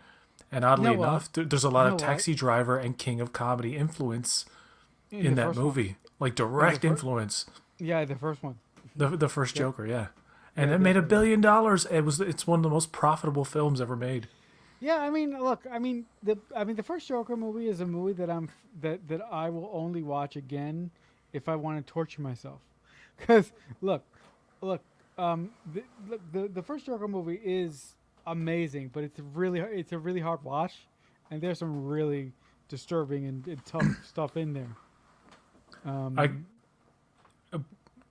yeah, it's yeah, like the when he just spoilers obviously a lot of people have seen it. Yeah, When he kills those guys on the subway, for his first kill basically, that's and he goes into the bathroom and he does Yep. that dance and like Dance. the way he plays, like it's very dark in a sense that it really does like take a hard look at like mental illness and what pushes people who are already like very fucking on the edge of. Oh god, there's one tense moment where he kills the big guy and the little guy can't reach the lock yeah, and he lets him out. Like, well, that moment was like had me in my seat like, oh god. And that movie was so effective in many parts. I watched it one other time and I'm like, I don't want to watch this movie for a while. It's like No.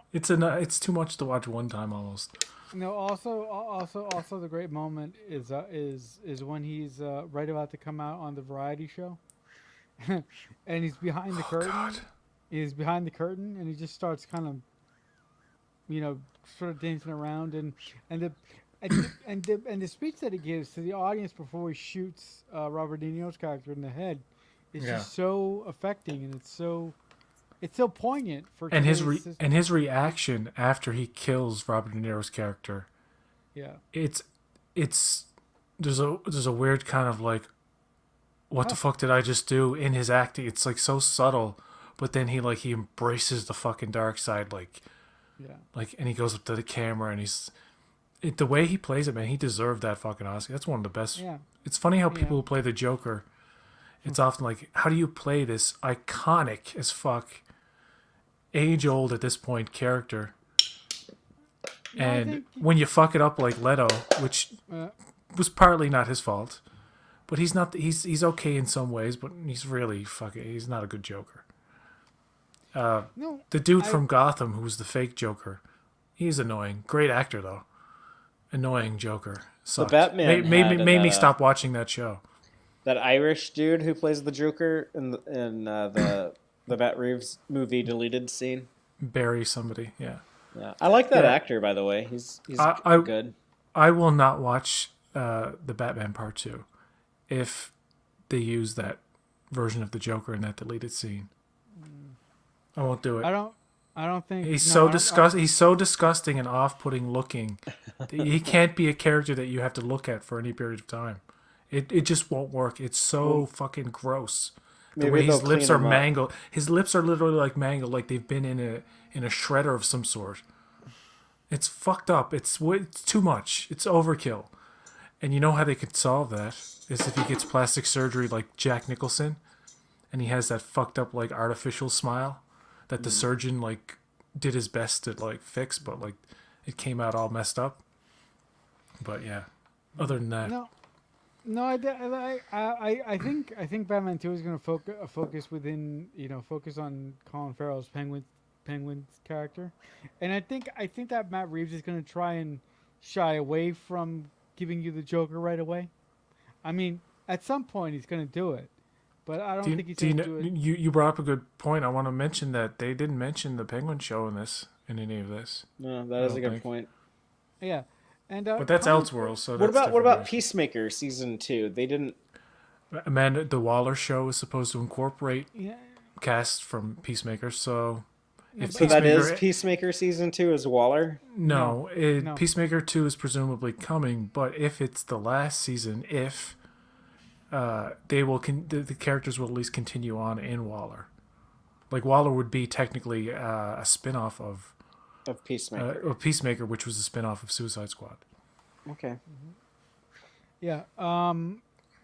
I think that Matt Reeves is going to go in a different direction with the Batman with the Batman's rogues gallery that he's going to choose for his series. He might eventually introduce a version of the Joker, but I don't know if it's going to be that version of Joker that we saw in the Batman, which I thought look the movie In the The trailer for 2 Batman 2, it's going to be like, you've changed things. Yeah. It's like, oh no, not this again. Yeah, no. I'm a man of my word. Yes. Um, Want to so see yeah, this pen disappear? well, yeah, you want to see a magic trick? Um, what was I saying? Shit. I'm sorry, You Marcelo. were saying something about Matt Reeves is going to choose a rogues gallery for Thank you. the. Thank you. I think Matt Reeves is gonna pull from the rogues gallery of Batman's villains to give us a whole plethora of interesting villains that we could tell interesting stories around other than the people we expect, like Joker. They might do Court of Owls. Yeah. I As think a that matter of would be fact, a good fit for that world. Don't do but- Joker again. Like, leave No. Joker alone for a while. leave him alone. Yeah, He's been Jokered out. Yeah. We already have. Speaking of Joker, we already have Joker Folie à deux. Folie à deux, people. Yeah, we do. Yeah. No. Also, for some weird reason, I thought they were going to do the Court of Owls story in the first Matt Reeves Batman, but I was wrong about that. So, you know why I think this is going to be an interesting movie? Because Todd Phillips, for one thing, he made a good movie in Joker. He's a good guy.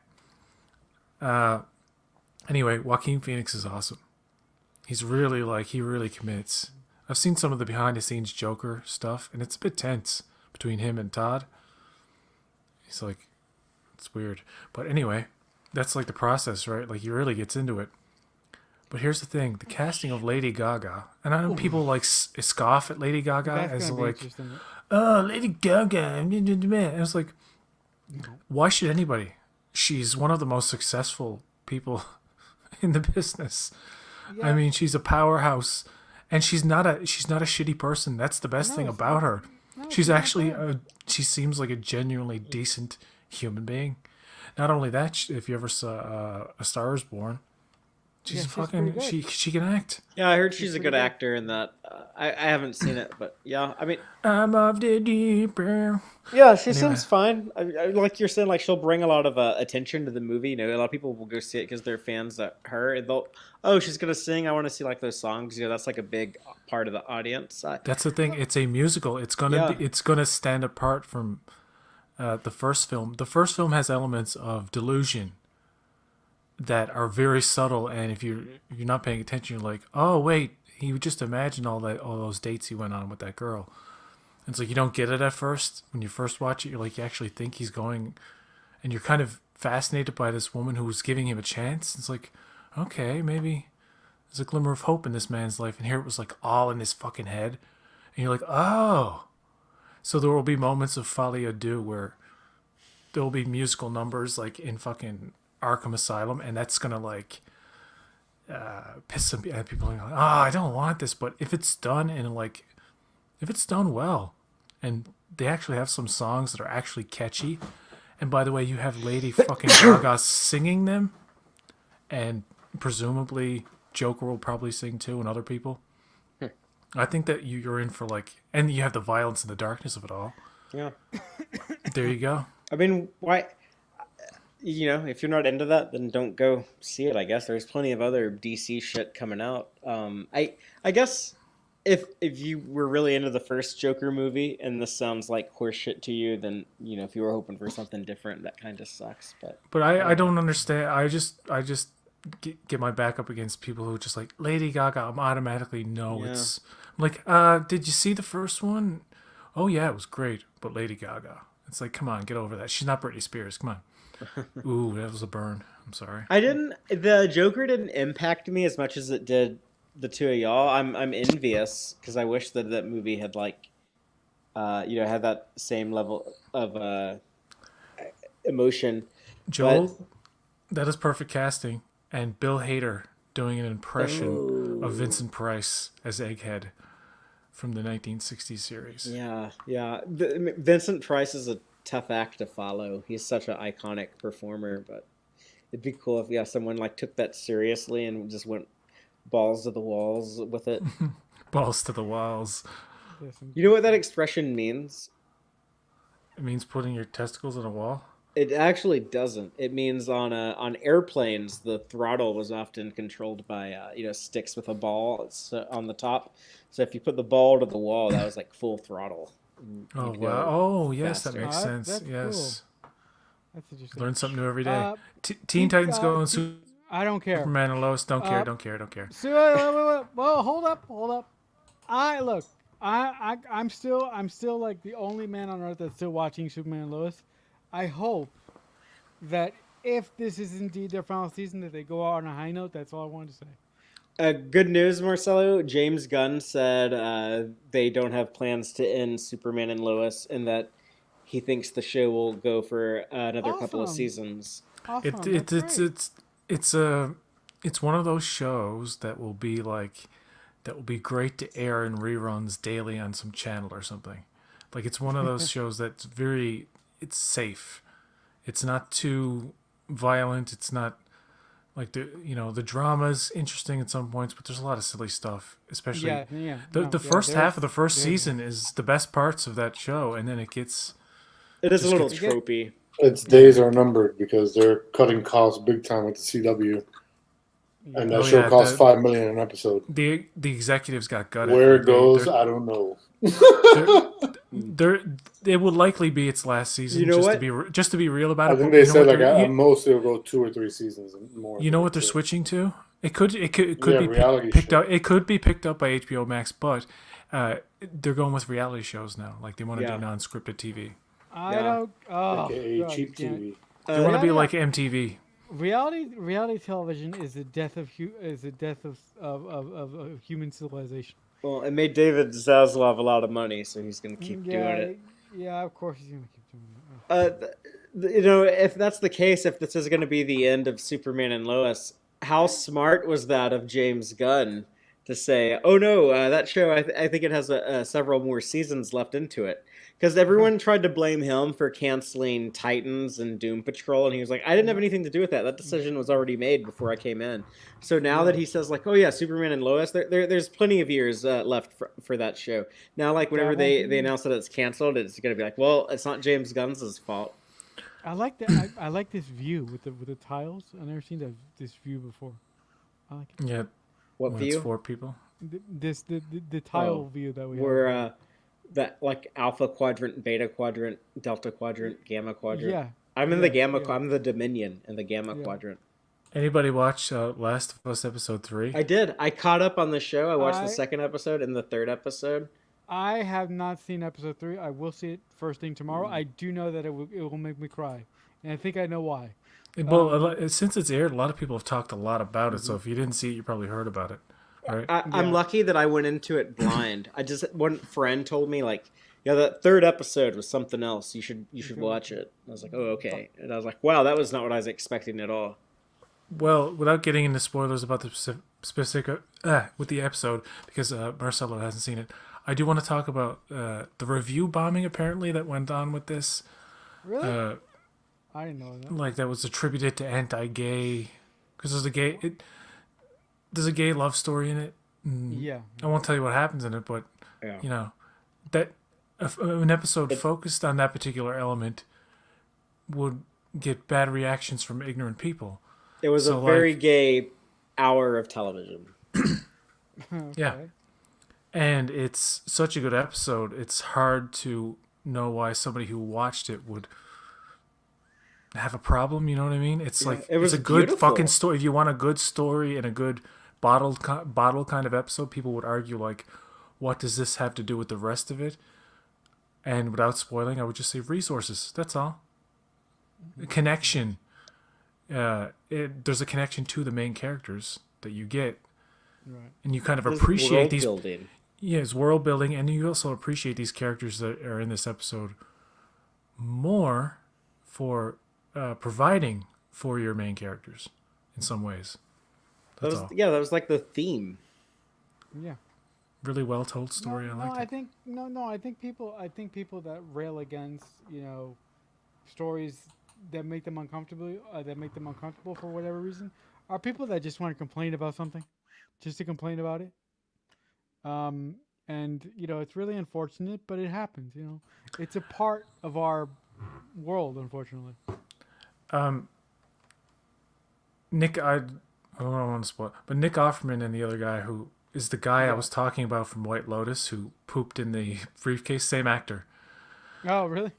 And he's also in He's also in Welcome to Chippendales with Is, with is that is Kumail that the Nanjiani. anime? Is that the? But when you say Chippendales, is that like about No, it's about it's Kumail Nanjiani plays the owner of the creator of Chippendales, the Oh, nightclub, okay, okay, and okay. I'm sorry, I'm gonna have to look up White Lotus guy's name because he's famous now. I should know, right? Yeah. Like Okay. he's in everything. He's a No, award-winning when you dude. no He's no from when you said Australia. Murray Bennett. Murray Bennett. okay when I you thought said he might have been Australian or something. Like he did a pretty good American accent, but there's a couple of times where it kind of like slipped out. slipped a little bit. Yeah. No, no. When PJ said Chippendales, I thought you were talking about like out for some reason. Oh, I thought I Chippendale Rescue yeah yeah Rangers. yeah. I was like Rescue. I yeah. need to watch the Disney Plus movie they made You know like what? a year That's ago. a hidden gem on Disney Plus.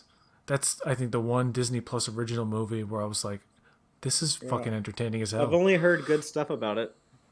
And it's not a knock your socks off kind of plot or anything. It's pretty simple, but they poke fun at like every trope of the animated world and other things, and like there's cameos galore, like South Park, Simpson cameos. There's fucking everything in it.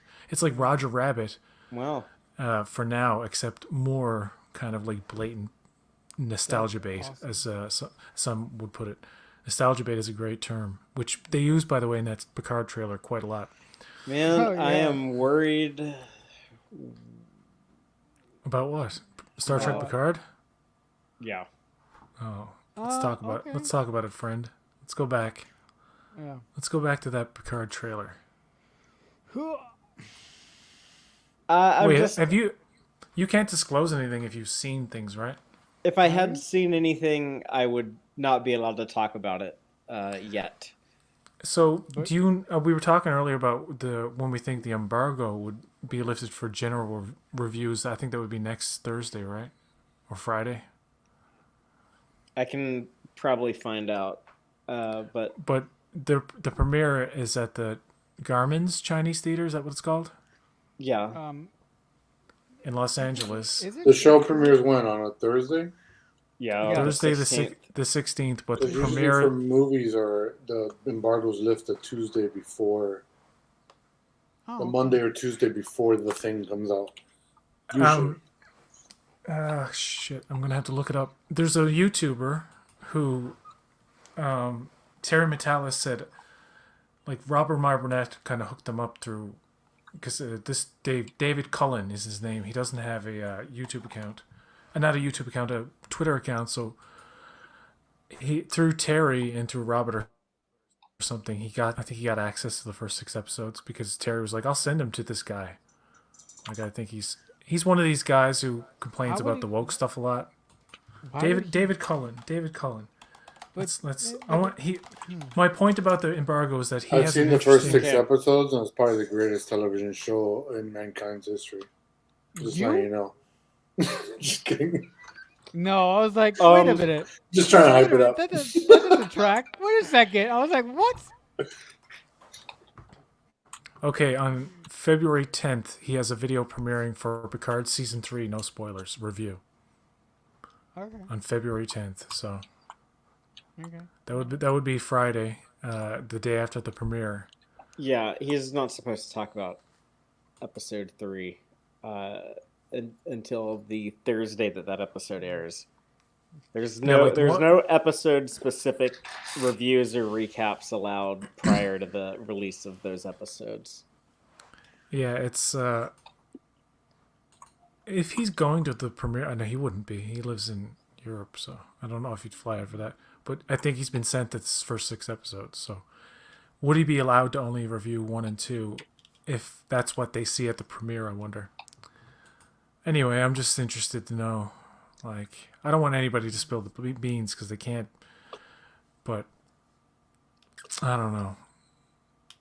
I'm just dying to see it, man. I might turn out to be like the one dude who doesn't like it. But why are you so?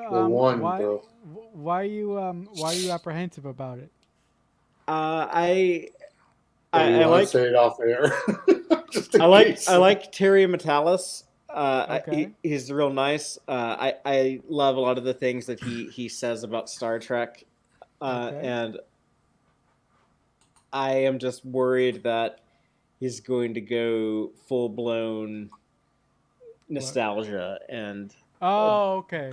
just We were talking earlier be too about like it might. derivative. Yeah, yeah. There was a. Yeah, go ahead.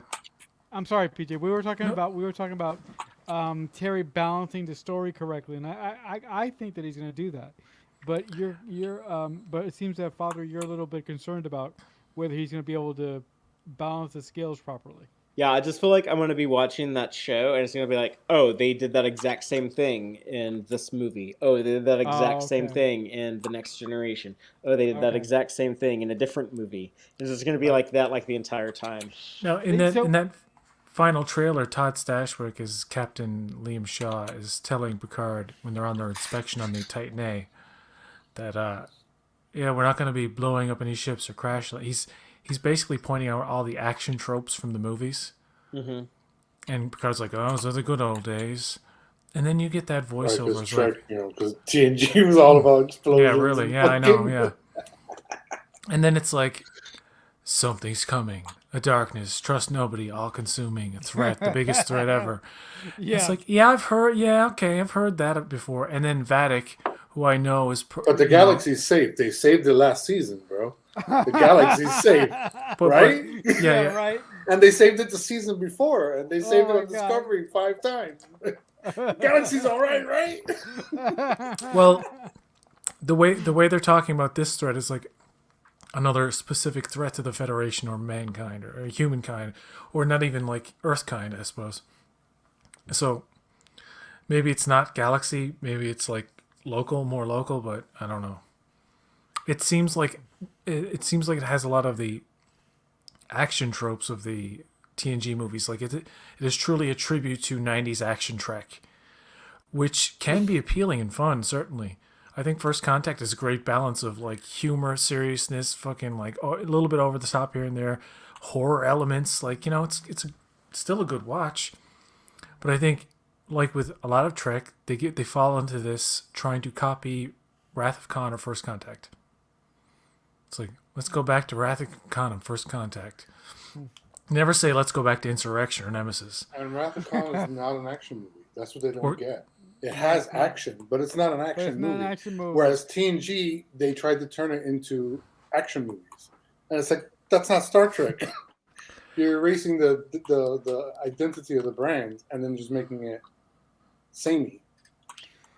And it looks like they're doing the same thing again. We were saying, I was Plus speculating nostalgia. Ed Spieler's character, right? He's working with Dr. Crusher and like he's telling Picard, "Do you even know who your friends are?" Blah, bloppity blippity bloop. People saying he's Renee resurrected. I hope so. He's the son. He's the son. Somebody to know about. I do not want him to be the son he doesn't know about. I don't think either of those things are true. That's what I'm terrified It's too much. of. It's too much. Yeah, it's like the exact same thing as David Marcus. I hope he has a whole fucking family. But hey, he's leaving babies all over planets. Hear me out. My theory is that he is a good character on the humanitarian side, working with Crusher, all these things. But then with Vatic, at one point he turns on everybody. He's like, "I've been evil the whole time," whoo-hoo! And he's like, "Come out of the shadows, mummy!" And like Vatic steps out. She's like, he was my son the whole time.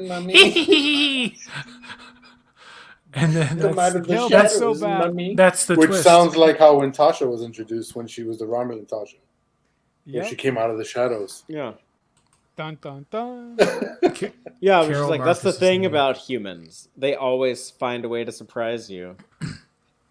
It's like, dun dun dun, to be continued. What? Now it's.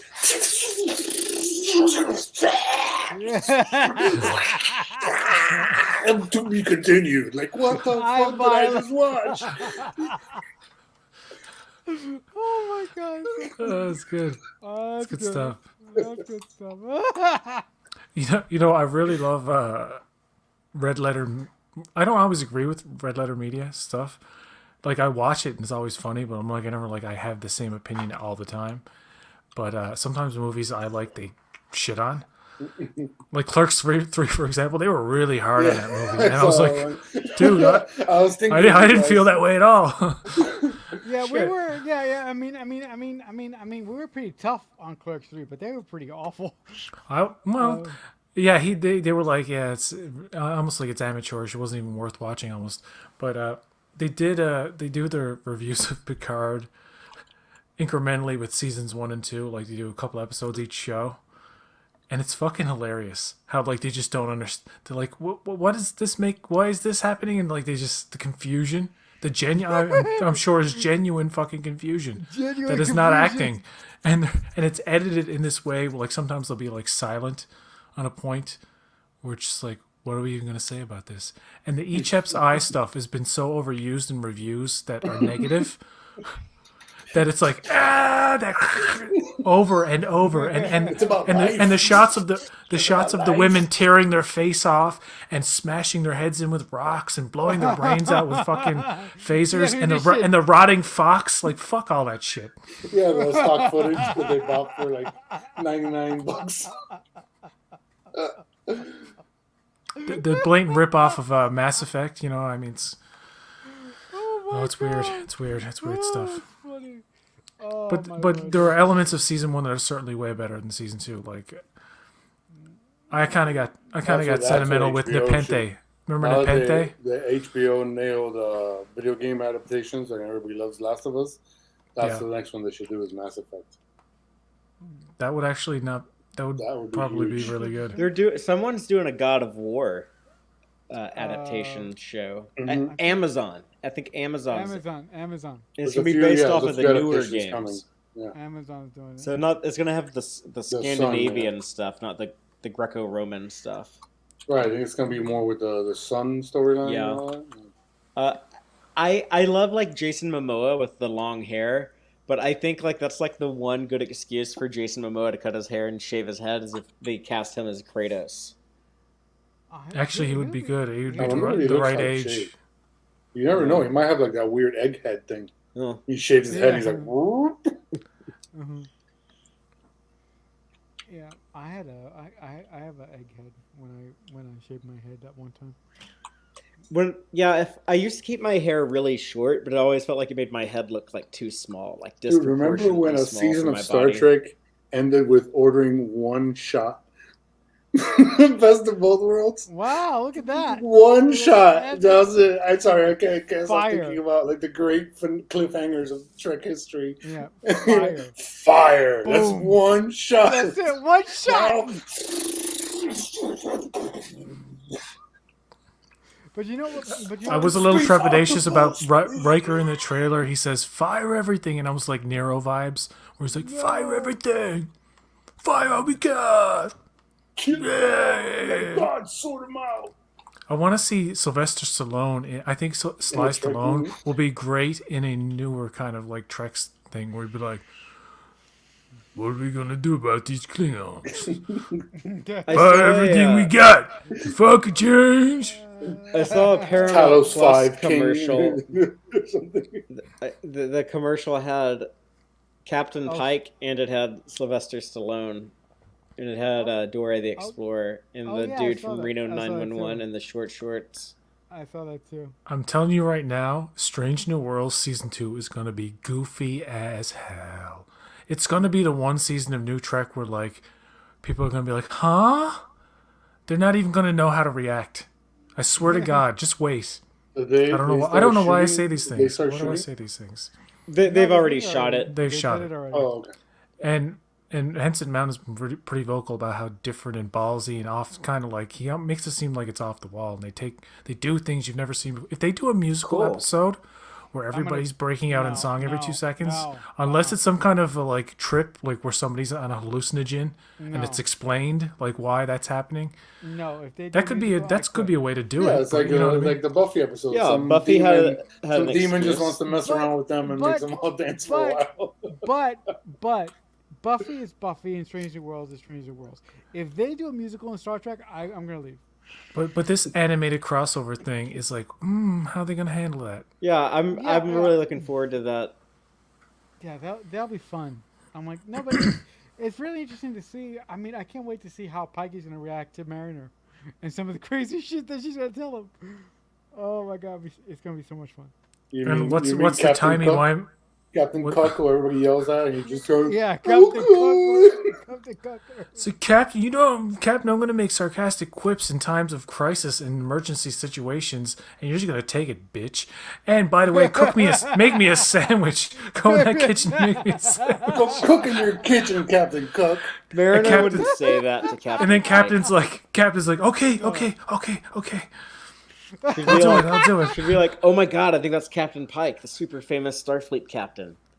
Yeah, I think But do you know who his character embodies? He embodies that like the very modern, like ideal fantasy of a sensitive yet strong male. You know, like he can't be in any way, not in any fucking like there can't be a glimmer of toxic masculinity in his character whatsoever, even for like situations where it's needed, I would dare say, needed. which is like sometimes you need to be an asshole, is what I'm saying. And I don't know if Pike would necessarily go there if needed. He might be too nice sometimes. That's all I'm saying about him. That's where the Captain Cook stuff comes from. I think where he's a bit of a pushover in some people's eyes, and I understand it. I've never heard that before. But I understand that they want him to be really likable. You know what I mean? They really want. He is really. Who doesn't like him? This is the first I've ever that's heard. What I'm saying. Not thinking he was great. No, it's not. It's not that he's likable. Is that he is like the least captain, and no one listens to him on the show. Yeah, if you watch the show, nobody listens to him. He orders things, and they just do whatever they want. Like they don't write him as something that Terry Matalas said recently, which I liked about where he was saying how he views Starfleet as a military. And I'm like, yeah, because up until now, all these Trek characters in modern Trek have been written as like CW characters in high school. Not freaking professionals who have gone through years of training. Chain of command. Yeah, chain of command. Newer Trek is not respected as much as it used to be. Like, Pike can be like a Picard. Picard was stern but still likable. You can argue that like Kirk broke the rules a lot. Well, in the movies, yeah, sure. He didn't do it a lot. He didn't do it a hell of a lot in the show, though, did he? Yeah, he would follow but orders. At the end of those episodes, you kind of like Jellicoe. Like, you see his command style. Yeah. Yes, it's not the same as Picard's, and it's rougher, but it still works, and you respect his version. He's one of the most well-developed guest characters because you fucking hate his guts when you first meet him. You're like, you do. What a prick, and you're totally on Riker's side with all this, right? And by the end of it, you're like, fuck, dude, that man can get stuff done. The Cardassians respect him, and it's like one of those things, right? Yeah. But he is a bit like the way he talks to Troy. It's like, yeah, you're turning me on there, and you got to put on something else. It's basically what he's saying. Like, you're too wearing the uniform. I thought that was a good move. He does like it's the 24th century, and he's being like he's acting like a dude from like the 1950s or something. That was kind of you know what I mean. People complain about that. I'm like, I get that. No, I mean, the one thing that always annoyed me about TNG, and I never really understood. Well, I understand it because I'm a guy, but it really annoyed me how Counselor Troy never wore a proper uniform.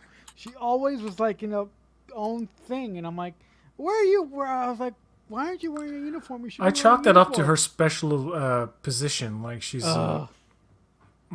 Like she stood out in the way that like her special position. She sat on the bridge. I'm like, she should have like an office and sick bay.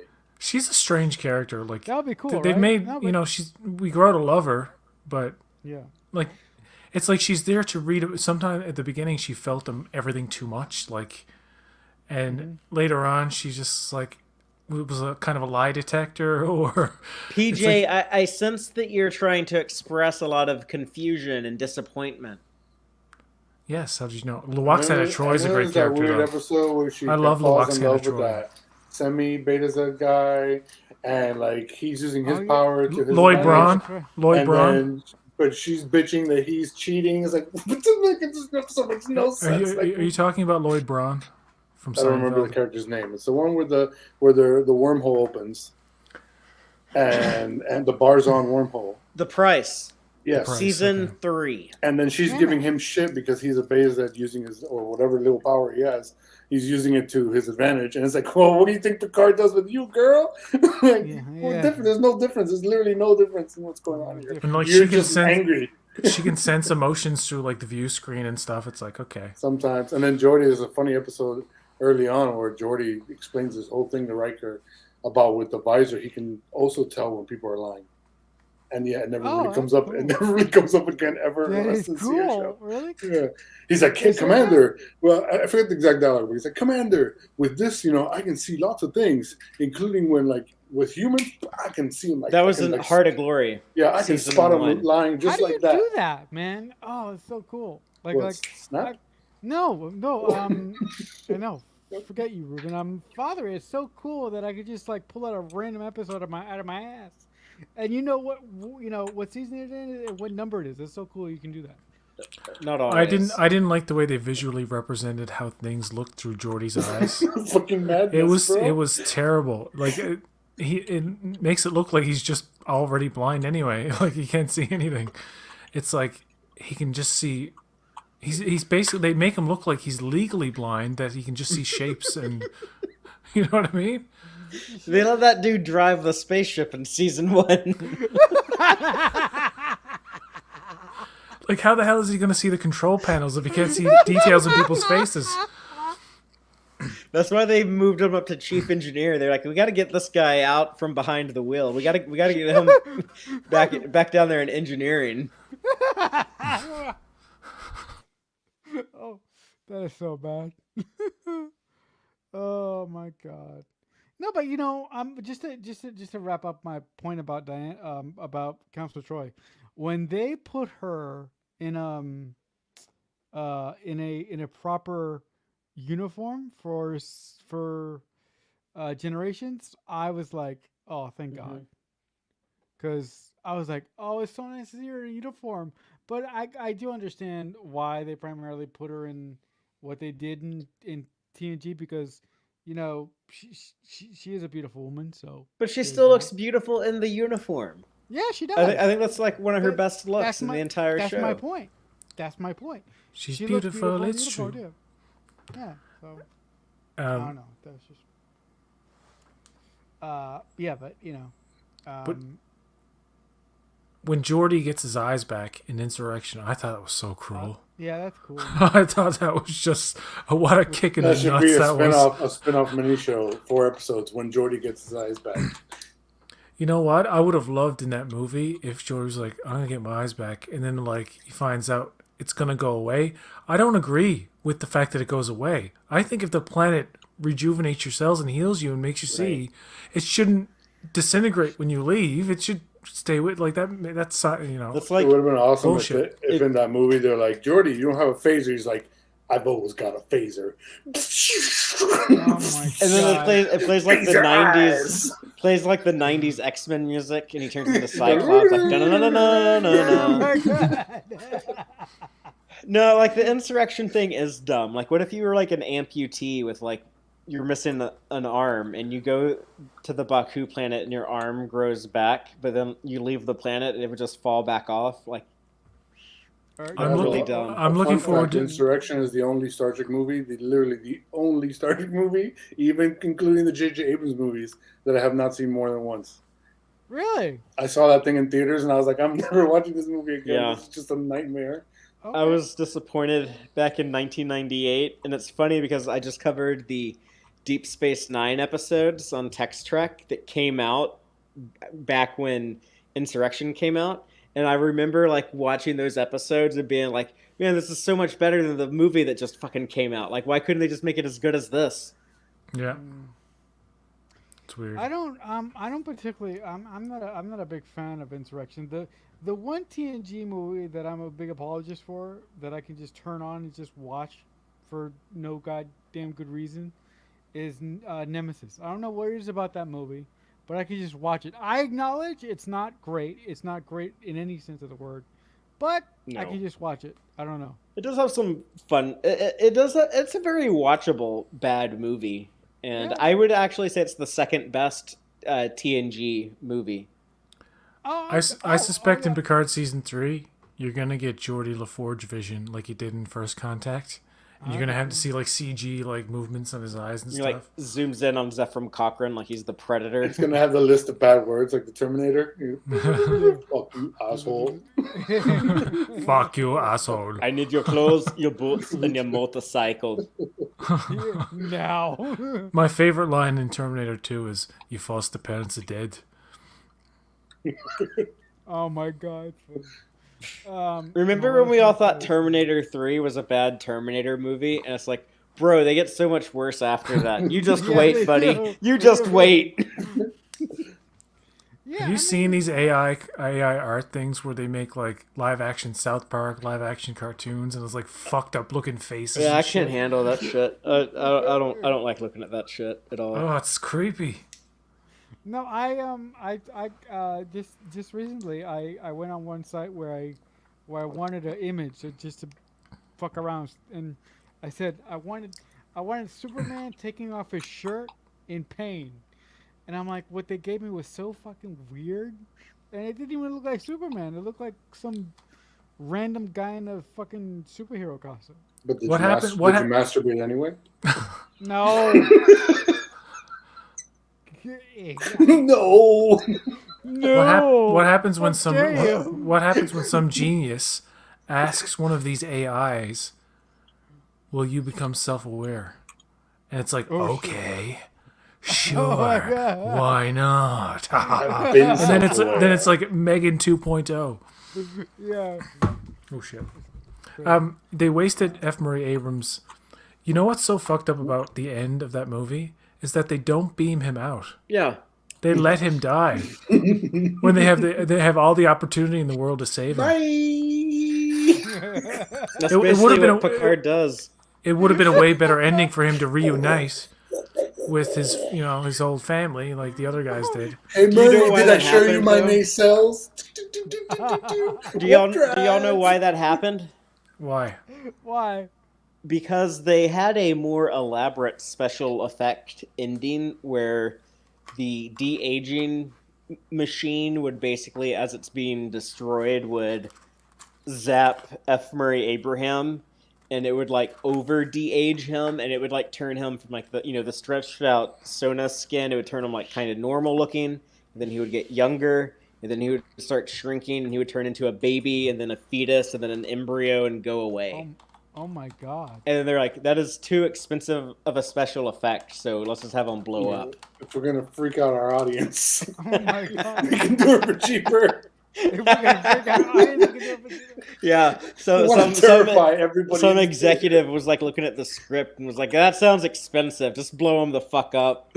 Just blow the fuck up. It's less freaky and a lot cheaper. I'm picturing the. You guys ever watch what's his name? Pitch Meeting. Yeah. Ryan. Yeah, I'm picturing him just like this. Do a producer reading the script and just like. I'm Yeah, going to they're show, the show whitest you the kids I'm you going to show you know. the clip. I'm going to show the clip. Super easy, of, barely an of inconvenience. Of what? the clip of what the Whoopsie. latest scene. There's a rough version of it in a special feature. There is. They sure. put it on the DVD. Yeah. Oh, and the other. Well, my favorite next gen movie is Generations. A lot of people hate Generations, but I love it. I don't know. That's I love my least favorite Star Trek Yeah. movie. it. Yep. I remember that. Unmute that volume. It's my second least favorite. If that makes you feel better. Mm. No, not really. Well, TNG movies. Mm. Because if we're including J.J. Abrams, Almost- things change. Yes. JJ changes the equation.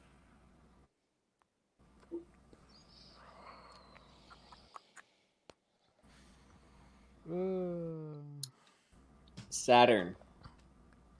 Ooh, See, it's a Oh, rough look at this version of dude. it. that's cool.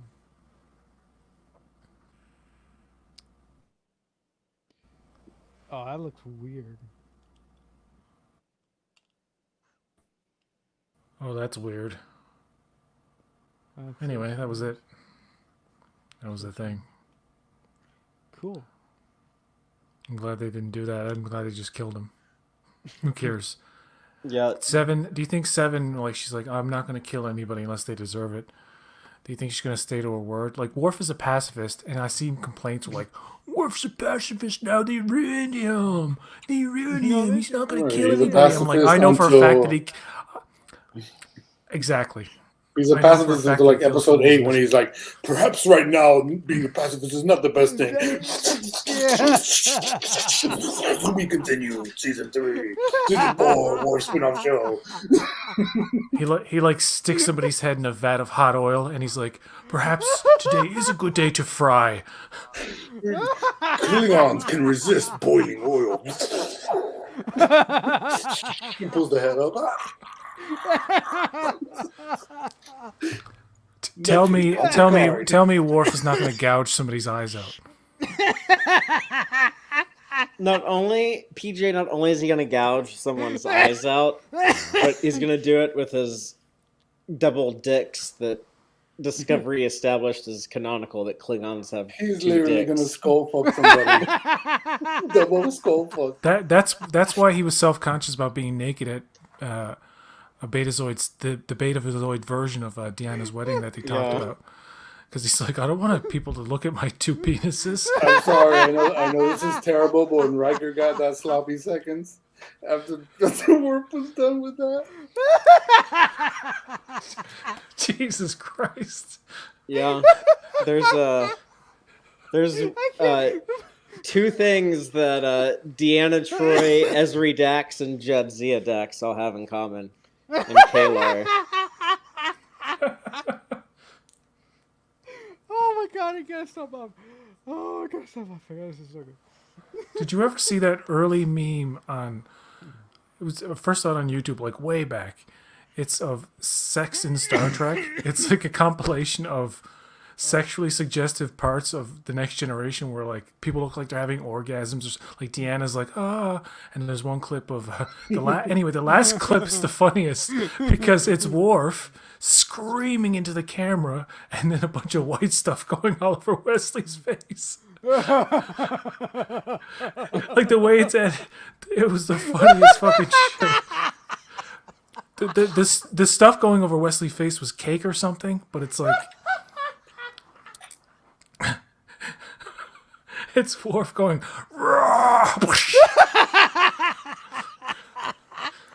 It's so vile. There's also something where it's like dialogue set on Trek.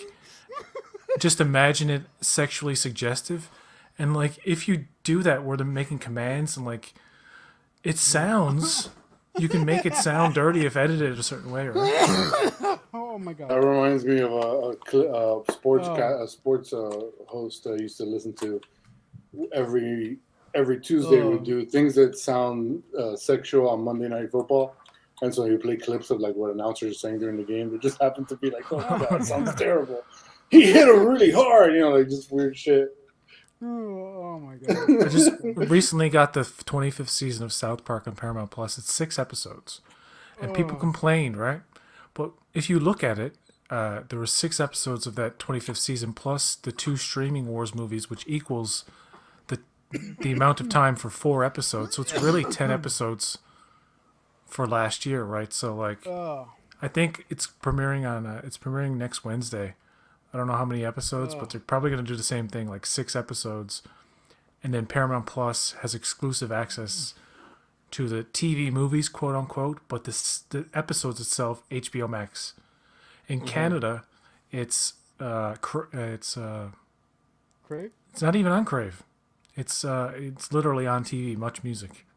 New episodes, and the only way to see them on streaming is if you have to wait like a year later for them to show up on Paramount Plus. Like the 25th season just showed up, and I watched it. I'm like, it's short, and then because I'd already seen the Streaming Wars, right?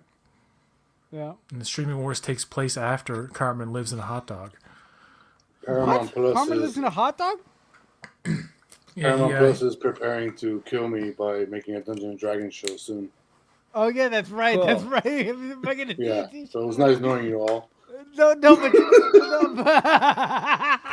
Between the movie with Chris Pine and the show, I'm sure I'm not gonna make it. That movie's gonna flop. die. That movie's gonna flop, dude. Nobody's gonna go see that except hardcore fans of D&D who were Hey, curious. I've never I'm- played D&D, but I'm I thought going. the trailer I'm looked going. fun. I D&D is would, amazing, and if you guys Check it ever out. want to do Star Trek, there is a Star Trek version of D&D. It's We not should do D&D, that. but I would totally dungeon master for you guys. We should do that. Oh, it's so That would funny. be fun.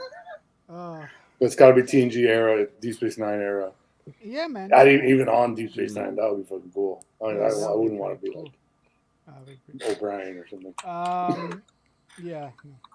I wonder what Star Trek TTRPGs. What the hell was I going to I totally forgot what I was going to say.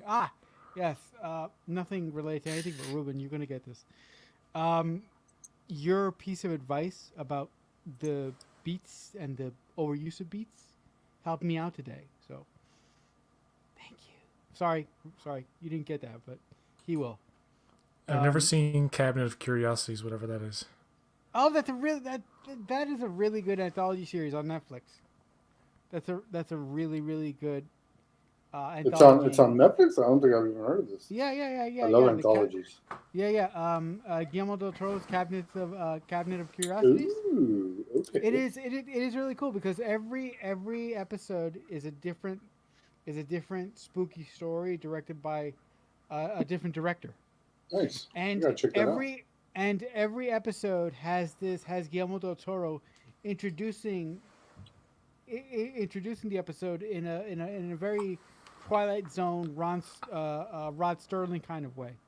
Does anybody else enjoy the sound of his voice? Like it's almost Yeah. relaxing. he has that really cool Spanish accent. Yeah, Like it's him and John Malkovich, or like John Fleck, who you were talking about earlier on DS9. Oh yeah. John Fleck was in a shuttle pod episode. Huh. I'm like, what a cool dude. No, Guillermo del Toro has a very, very soothing, very Spanish-sounding voice. Because I do when I speak Spanish, I don't sound like this at all. I sound completely different. Pinocchio was pretty good, man. Yeah, I still need to watch that. Everyone said such good things about it. It's probably overhyped now. Like people are expecting some masterpiece. It's just a really good fucking unexpected kind of take. It's a story about a puppet. But it takes Gets huge ate by a liberty. beluga. It does things with it. It's its own. It becomes its own thing. That's another one. It's 3 completely Pinocchio movies in 1 year. Oh yeah, that's right. Tom Hanks, that one, and one with Pauly Pauly Shore. Shore as the voice. Wait a minute. Wait, there was a Pinocchio movie with Pauly Shore as the voice of Pinocchio. Yeah. As it was a very cheap looking animated CG animated movie. Like it was like from the 90s or something. Okay. Looked really bad. No, but Pinocchio, Guillermo del Toro's Pinocchio was really good, but it didn't check all the boxes for me. I thought it was gonna hit me a little bit harder than it did, but it was all right. To wind it down, guys, we're coming up on the 3 hour mark. Anybody ever heard of this crazy ass? Well, first I want to see his comment says the Fear of the Unknown doc about Lovecraft is Del Toro talking. I've watched it so much. Oh, are you talking about H.P. Lovecraft? Yeah, there's a documentary called Fear of the Unknown about H.P. Lovecraft, I guess. Oh, cool. Yeah, I haven't watched it, but I know for a fact that Guillermo del Toro and Neil Gaiman are both big fans of Lovecraft. Speaking of cocaine, there's a movie called Cocaine Bear coming out. Yes, Which they Oh no, I'm sorry. which PJ, it's one of these movies that's gonna have a spot at the Super Bowl. Now 30 seconds costs $7 million or something. And I mean, it goes up every year. I don't know what it is right now. but anyway, they're spending a good chunk of their marketing budget for this spot. And people are aware of this movie. Like people have it's kind of like made people's heads perk up and say. Well, another thing, it's Ray Liotta. I think it's his last movie. I want to see the next Weed Wolf. I believe so. You know, wolves that get high on weed and then they get the munchies and they go humans. Cocaine Bear. Next Weed Wolf?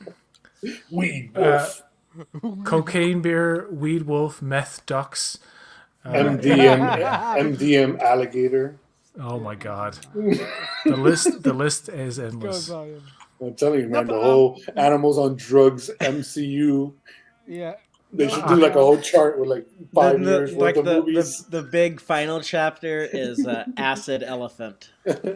Oxy Octopus. There you go. No, you mentioned Cocaine Bear. I didn't. My co-host from one of my podcasts got a request to talk about Cocaine Bear on our screenplay writing podcast. So we're gonna do that. When we have a chance to see the movie, we're gonna review it on my podcast. I think that's going to be kind of a runaway hit. It's going to be one that people are going to kind of latch onto. Yeah, it's got Kate Russell in it. With a really Produced by Elizabeth Banks, I believe. Yeah. Who doesn't like Elizabeth Banks? She's a great producer. It's pretty cool. Yeah. So I'm really excited for that. I'm really excited for the Super Bowl just because I'm a big football guy. But I don't know why I'm still a Jets fan. It might be Oh my God! Aaron Rodgers soon. I was rewatching Curb Your Enthusiasm, and there's an episode where one of Larry's friends kills himself over the Jets. Oh, and the whole thing about Larry being a scumbag is that he immediately tries to sleep with this guy's wife. Oh my God! And he's about to get her in the end, like he's about to like finally make his move in the end, and he brings up the Jets, and she's like, "Are you fucking serious? You're gonna bring up the Jets? My husband, like, the Jets have ruined my life." And he's like, "You don't think the Jets ruined my life? You don't think I'm miserable all these years being a Jets fan? I haven't enjoyed football since 1970, blah, blah, blah." And it's like, it's fucking crazy. Anyway. But as a Jets fan, that is completely true. There's a lot of crude comedy in Curb, by the way. It's pretty dark. Like, you know what I mean? Like, the dude commits suicide, and Larry just immediately tries to sleep with his wife. Yeah. By the way, because he hears that she has a magical... If you've seen it, you hoo-ha? know what I'm talking about. Yeah, something like that. They actually say it in the show. Oh, hoo-ha. And there's a whole episode about an ugly section and a good-looking section. And like God. Larry goes there with a good-looking woman, and they sit her in the ugly section, and he's like, "This is not right. I don't belong here." Oh my God! It's a very crude. There's a lot of crude comedy in that show. Wow. Very unforgiving. Wow. No, but as a Jets fan, I can honestly tell you, I can't remember the last time that we were in the playoffs. I physically cannot remember it. That's how long I've been just from the playoffs in 2016, 2015. Wasn't it? Don't you mean 1916? No. Were we? In the playoffs, yeah. I know. We were in the playoffs about 7 years ago. Okay, but in the Super Bowl, it's been 50 years. Okay, but still. And close to the Super Bowl, it's been 20 years. Never. Yes. Okay, but still. We haven't been in the playoffs if Ruben is right here. We haven't been in the playoffs. Before we go, I forgot I put something in the title. I watched Wakanda Forever. It was my last day I had Disney Plus. I was going to cancel and wait a few months. 2010 was the last time you were in the playoffs. Yeah. And I watched Wakanda Forever, and you know what? I enjoyed it. Oh, and that was the same year you almost got to the Super Bowl. Yeah, I didn't think it was bad, but it was way too long. I wish they made it shorter. No, I watched it. I watched it when it first came out at like 4. It's Ruben's favorite movie of the year. Oh, that's by far. I mean, greatest film probably in the last 30 years. I thought it was okay. The part when Wakanda Forever's, that part's amazing. Kukulkan or Namor. Kukulkan is he's you know what I found the most interesting part of that movie? Shuri is fine. She's okay. I understand she has a lot of baggage and a lot to get over, and it takes a really long time, really to the end of the movie, for her to become Black Panther. Mm-hmm. She has to go. There's a lot of stuff that has to happen first, but in that time, they don't make it boring at all. That's what I thought. That's what I was going into it like. I knew for a fact that Black Panther wasn't showing up until the third act. I didn't know like way at the end, but and I knew it was Shuri, but I'm like. I wasn't like waiting for it. You know what I mean? Like there's stuff that happens when Shuri. I was Shuri. She was going to be Black Panther, but Namor's what are they called? They're not Atlanteans. They're Talikans. Yeah. They're like almost like underwater Mayans. I found all of that. Like Ryan Coogler as a director, really, like this, even the effects are way better than the first movie. Like way better. Yeah. like there's still like some janky stuff like where it's like, oh, that looks a bit fake or this looks a bit fake, but overall like it's way improved in terms of visual effects. And these Talikans, when they come and the heroes are faced with them, they're vicious. fucking intimidating, dude. Like they don't fuck around. They're like, but you can totally see where they're coming from. That's the thing about the antagonists in this movie is like you don't agree with what they're doing. They're asking to join, like, come join with us to face the world basically. And Wakanda and Queen Ramonda's like, no, we're not gonna do that. And Namor is just like so fucking full of himself basically, and confident, and they should be because he has like a force that could take on the world. But he's intimidating, and when his the guys who can't breathe underwater, you know, the people with the masks, like the main warrior that Denai Guerrera fights a couple of times, I thought that rivalry was good because he kicks her fucking ass, and she's like strong as hell.